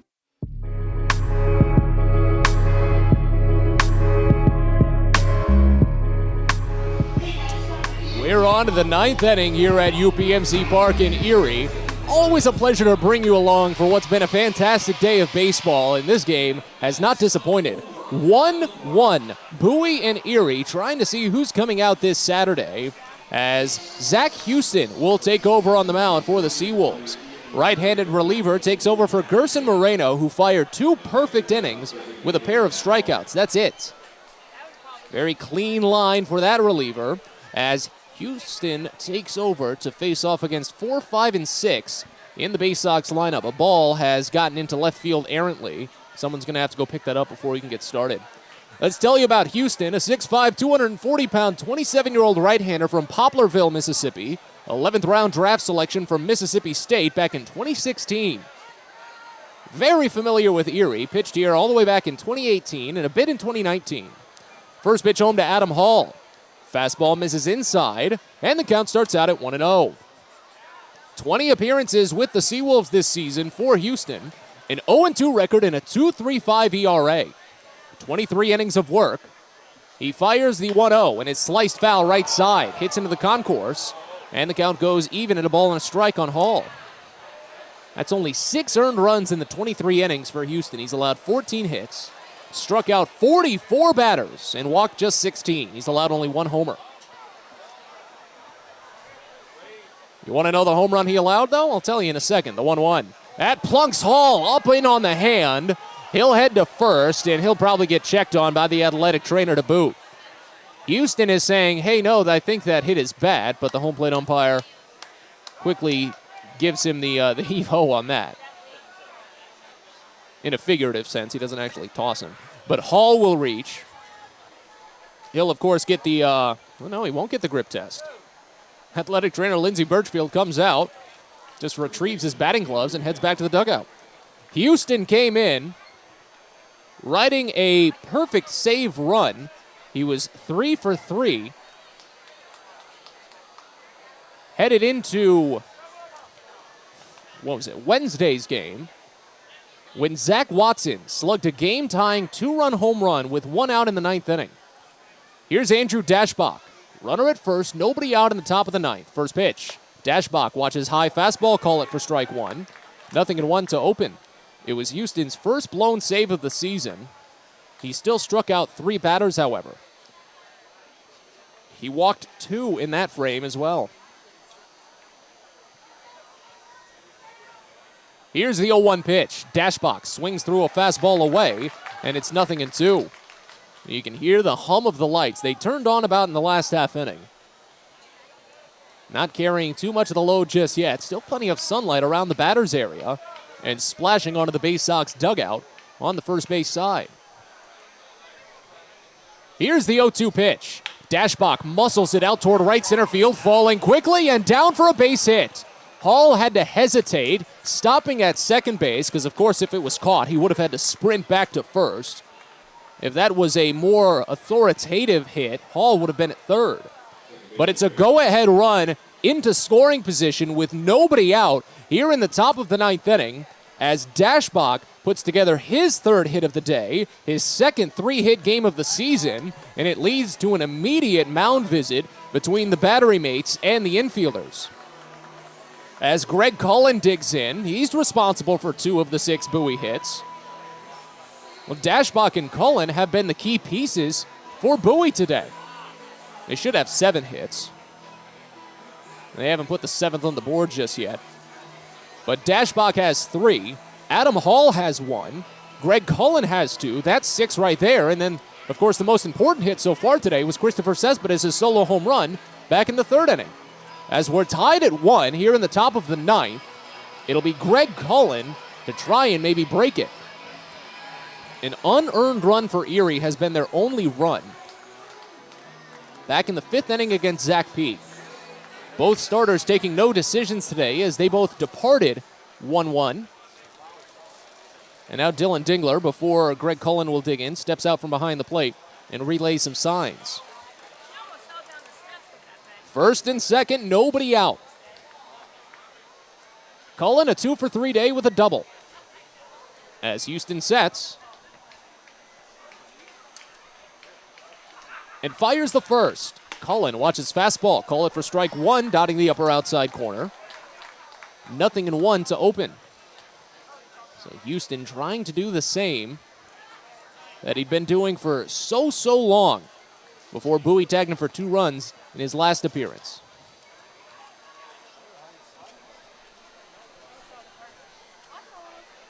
Here's the 0-1. Cullen swings through a fastball away. It's 0-2. Houston had a stretch of 11 straight games without allowing an earned run. He allowed 1 unearned run, a walk-off loss in extra innings to Richmond. That was the free runner placed at second base, always unearned. Secondary leads from both runners. The 0-2 to Cullen is swung on and missed high for strike 3. 3 pitches, and Houston logs his first punch-out. Just the 6th overall for Seawolves pitching this evening. And now Zach Watson. Does he have it in him again? We'll have to see.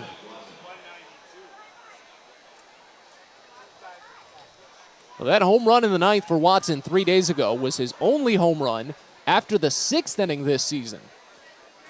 A critical blast then. Could get another critical hit here. First pitch. Right-hander watches slider miss down and away. And the count starts out at 1-0. If you heard our conversation with Watson in pregame, he said it was a lot of off-speed stuff that Houston was feeding him the entire time. And after he got behind in the count, or I should say ahead in the count, Houston was behind, he finally found a good fastball and cranked it. The 1-0. Fastball called a strike at the letters. Count goes even to a ball and a strike. First and second, one away. Adam Hall was hit by a pitch. Andrew Dashbach singled to right center. Base hit would give Bowie the lead with Hall's speed. Here's the 1-1. Watson swings through a fastball up and away, and it's 1-2.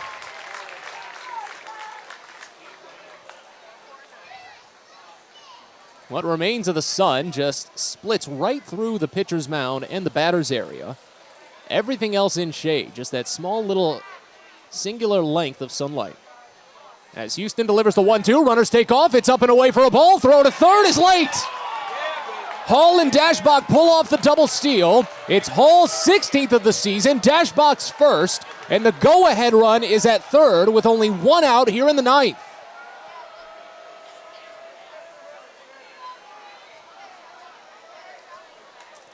The entire infield plays in now, and all Bowie needs to do, all Watson needs to do, is get it out of the infield on a 2-2 pitch. Houston sets. The offering. A poke slowly over to first base. Hall comes home. They can't go with it. He scores as Naporti goes to first to record the surefire out, but Bowie takes the 2-1 lead. Well, Bowie has gotten burned so many times this series on those grounders on the infield with runners at third. They had 3 runners thrown out at home, but none of those runners were Adam Hall. Hall has the speed to get it done. Watson's RBI is his 13th of the season, a 3 unassisted putout, and now here's Andres Angulo with runner at third and 2 away. First pitch. Misses up and in, a fastball. Curls Angulo back a little bit as the count starts out at 1-0. It's an 0-for-3 day for Andres Angulo. He lined out to left field in the third, flew out to right field in the fifth, and then grounded out to the second baseman in the seventh. The 1-0 from Houston. Swing and a miss, maybe a piece, but into the mid of the catcher. Fastball on the outer edge, and it's 1-1. In the bottom of the ninth, it looks to be Easton Lucas will try and complete his win, unless Bowie has a right-hander up and tossing. Do they? I think they might. There's just someone squatting on the mound right now. The 1-1. Angulo lofts it slowly to right field. Eric De La Rosa sprints in and makes the catch. The inning is over. A runner stranded at third, but not before Bowie takes the lead. A couple of stolen bases and an RBI ground out by Zach Watson. We go to the bottom of the ninth. Bowie tries for the 1-run win. When we return, you're listening to Baysox Baseball. Sky Shooter Displays by ZY Pyrotechnics will be lighting up the sky with top-of-the-line fireworks shows following Baysox games all season long. We will give you the best bang for your buck. Sky Shooter Displays include traditional shows, true pyro musicals, custom choreographed plays, and much more. The night sky is truly limitless, so don't be shy. Give ZY a try. Find out more by calling us at 570-328-1361 or visit us online, zypyrotechnics.com. Get the best deals at Prince George's Stadium with weekly promotions all season. Tuesdays are Military Appreciation Night. Purchase a box seat at the ticket office with a proof of service and you'll only pay half price. Bring along your furry friend on Woof Wednesday, and it's the best happy hour around every Thursday from 5 to 6:30. $2 Bud and Bud Light drafts with other beer specials throughout the year, and live music to get your night started. It's always a great time at the ballpark, so get your tickets now at Baysox.com. Most people don't know what a steam fitter is. More importantly, what we do and how much it impacts you. Just take a moment to think about what your world would look like if you didn't have the ability to generate electricity, to have heating or air conditioning, microchip production, internet service, web-based storage, cellular service, and frozen or refrigerated produce. Could you imagine? And these are just some of the things that we impact. Please visit steamfitters-602.org and let's talk about how we can bring value to you.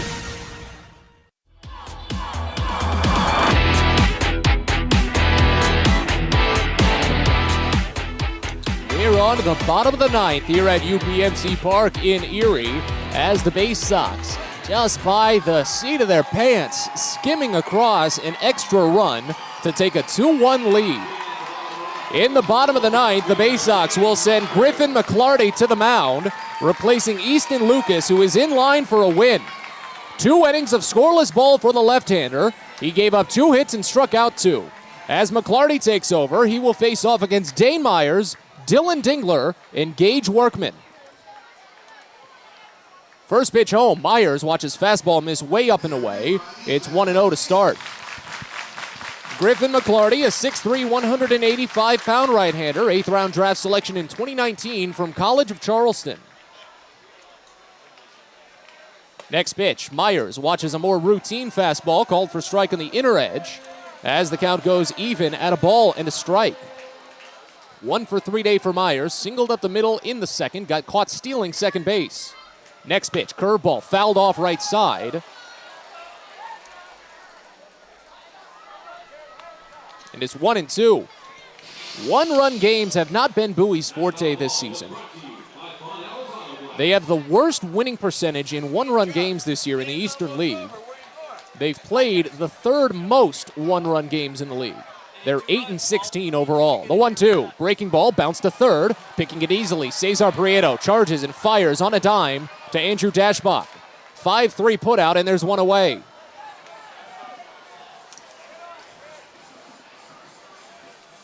Now here's Dingler.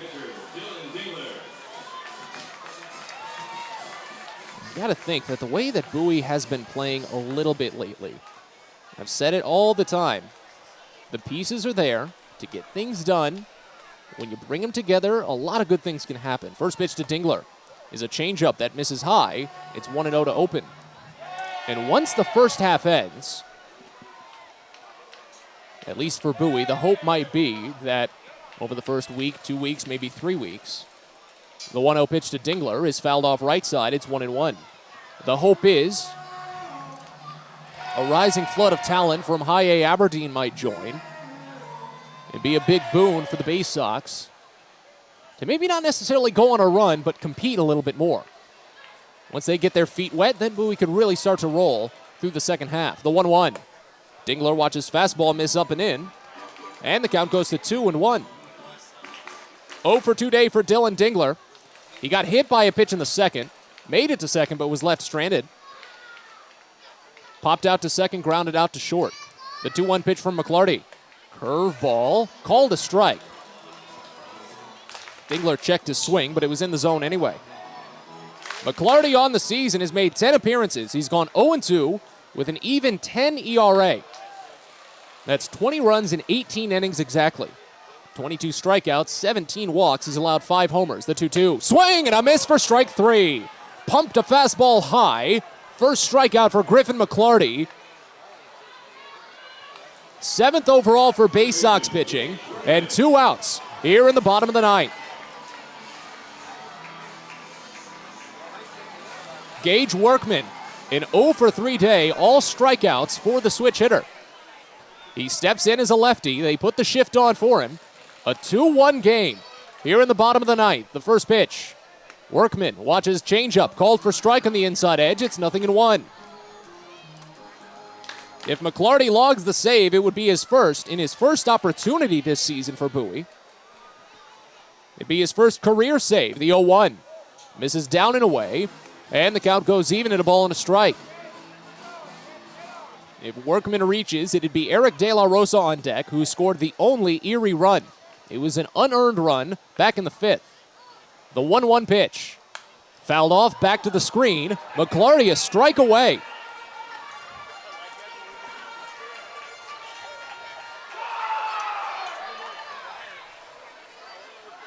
Outfield plays deep, a step the other way for the switch hitter batting lefty.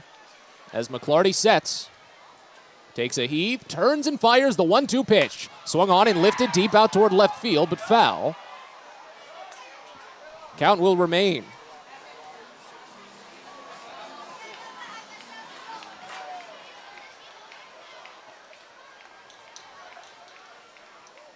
Still a bit of sunlight left to try and cap what's been a fun day at the ballpark.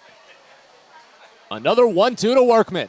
Swinging a line drive up the third baseline, but this one's still slicing, and it will get out. Hits foul off of the Stadium Club. And we'll see a third 1-2 pitch. As McClarty holds ball and glove up against the shoulder, brings them together at the waist to the chin, kicks and fires the 1-2, and it's fouled off. Back to the screen again. Eric De La Rosa has just been dancing around in the on-deck circle, itching for an opportunity to get in the box.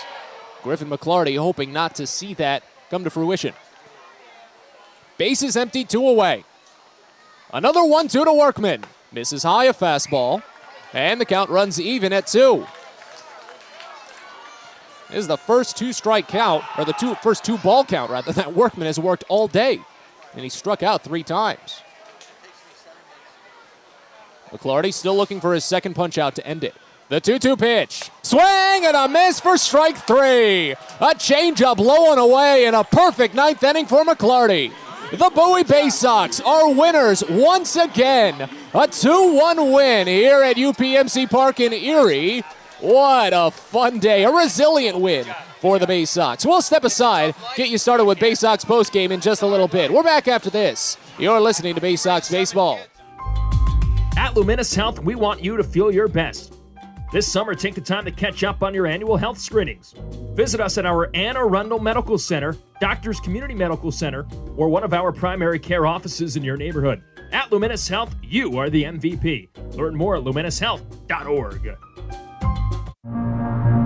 At DCA Imaging Systems, we provide a tenured team of office technology professionals ready to be your trusted advisors. From document creation, output devices, scanning and workflow, to document security and storage, we understand people print, not printers. Give DCA Imaging a call, 301-577-1021, or find out more about how we can help you. DCAimaging.com. DCA Imaging Systems, office technology made easy. Fielder's Choice Flex Packs with the Bowie Baysox. The best value to see the best games at Prince George's Stadium. You could save up to 30% on your selected seat from day one and enjoy a number of exclusive member benefits, including flexible exchange options, discounts on suite rentals, special access to the Diamond View restaurant, and a free members collectible at your first home game of the year. Get your pack now by calling 301-464-4865 or heading online to baysox.com. It takes time to get rich, flavorful coffee beans from the lush mountain regions of Colombia and Brazil to Royal Farms.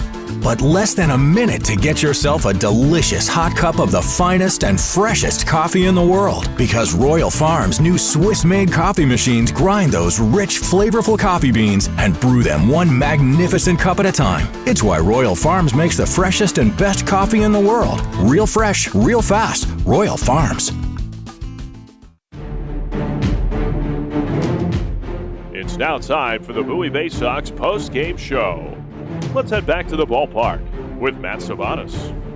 Oh, what a tense win it was tonight for the Bowie Baysox. Taking an early 1-0 lead, losing the lead on an unearned run, but just scraping across a go-ahead run in the top of the 9th to polish off a 2-1 win. An excellent pitching day, second consecutive outstanding day for the Baysox staff.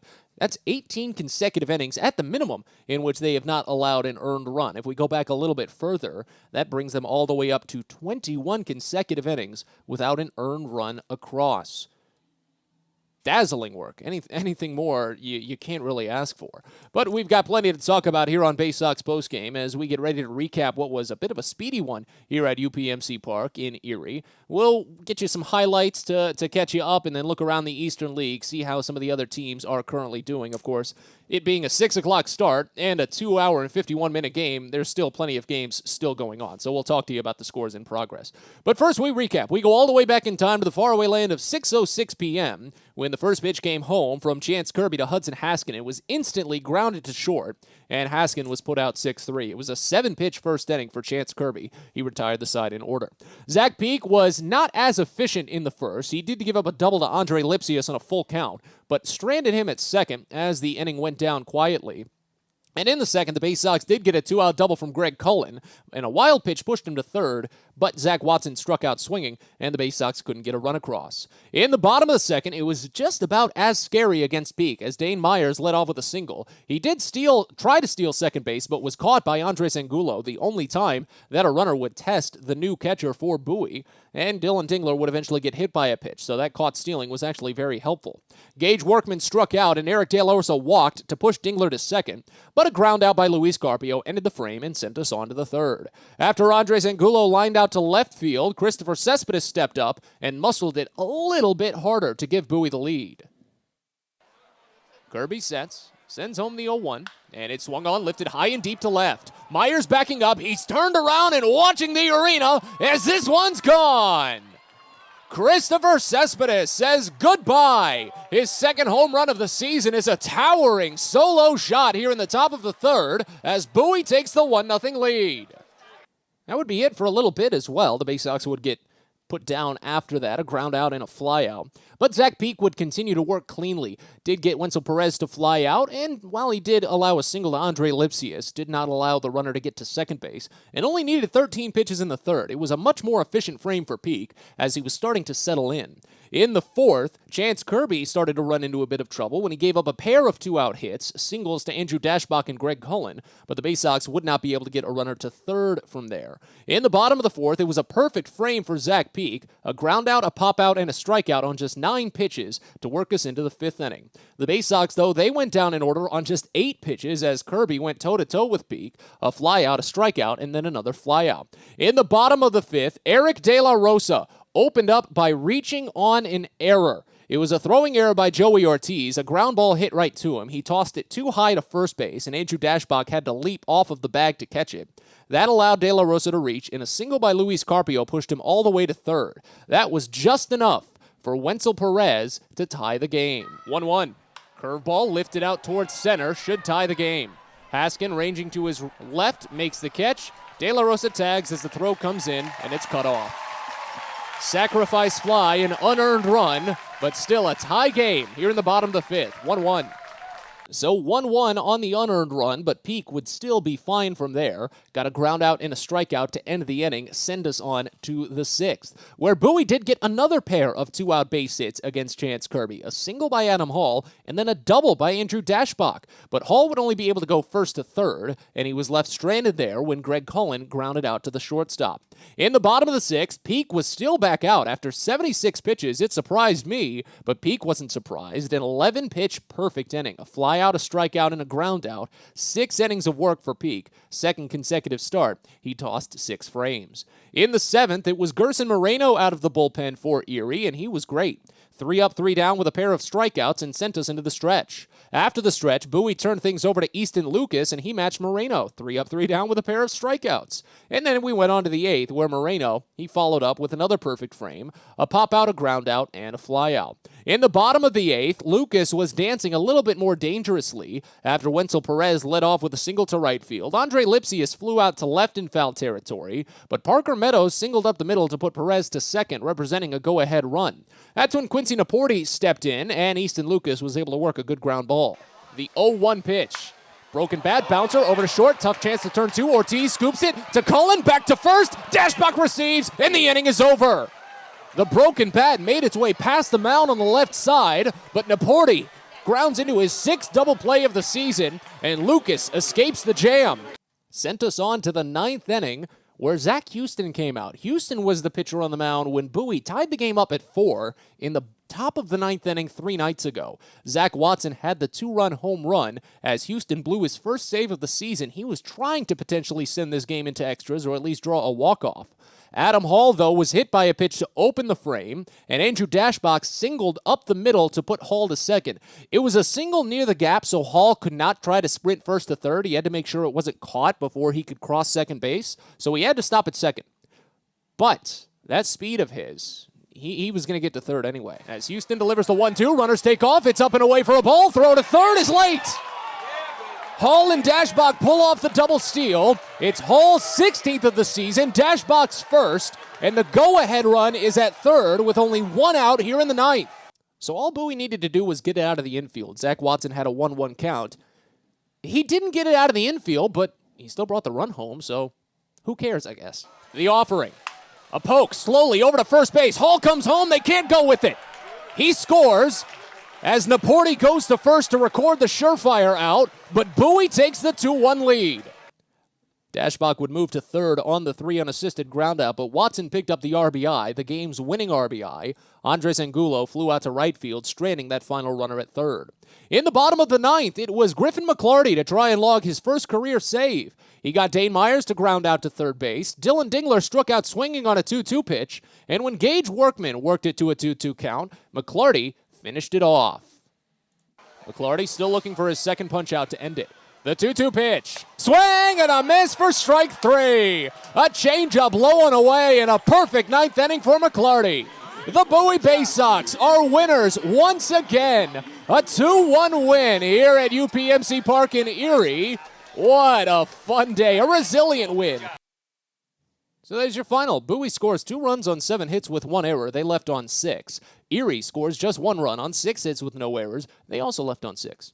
Easton Lucas is the winning pitcher. He's 1-0 on the season. As Zach Houston takes the loss, he falls to 0-3. Griffin McClarty picks up the save, his first of the year and first of his career, as the game was played in a speedy 2 hours and 17 minutes in front of a paid attendance here at UPMC Park of 3,501.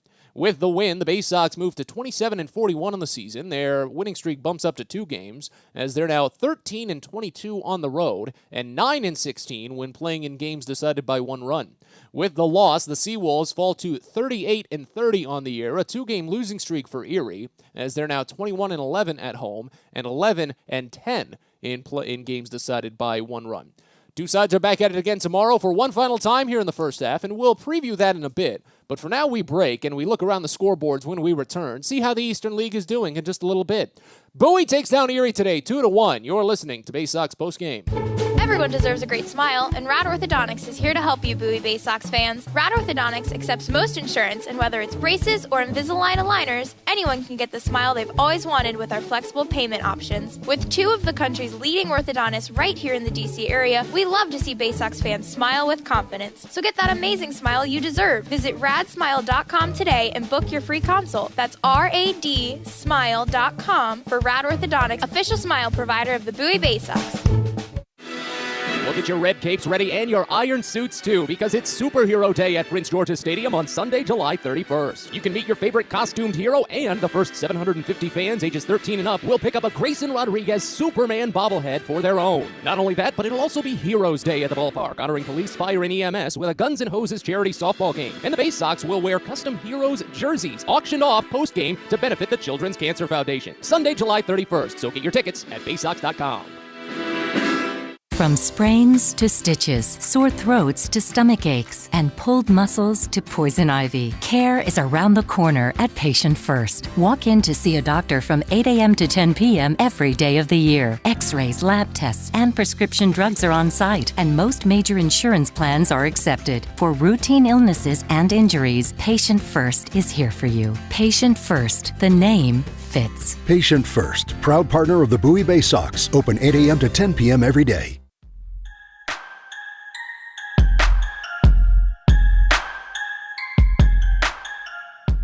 Back to UPMC Park one final time here as we continue on with Baysox postgame. Matt Sabatas with you following a great 2-1 win for the Bowie Baysox.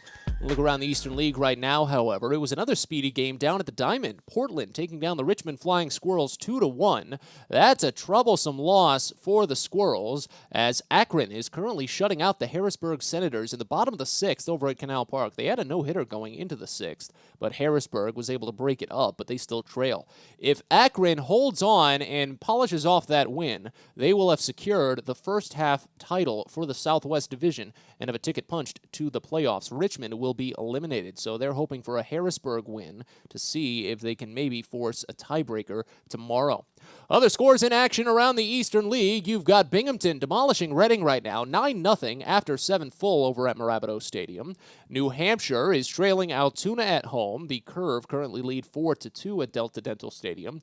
And then the one game with playoff implications in the Northeast Division, Hartford and Somerset. Hartford currently leading Somerset by just one game. If Somerset wins, it'll force basically a winner-take-all tomorrow for Sunday at the conclusion of the first half. But if Hartford wins today, then they will have clinched the first half outright, and Somerset will be without until the second half.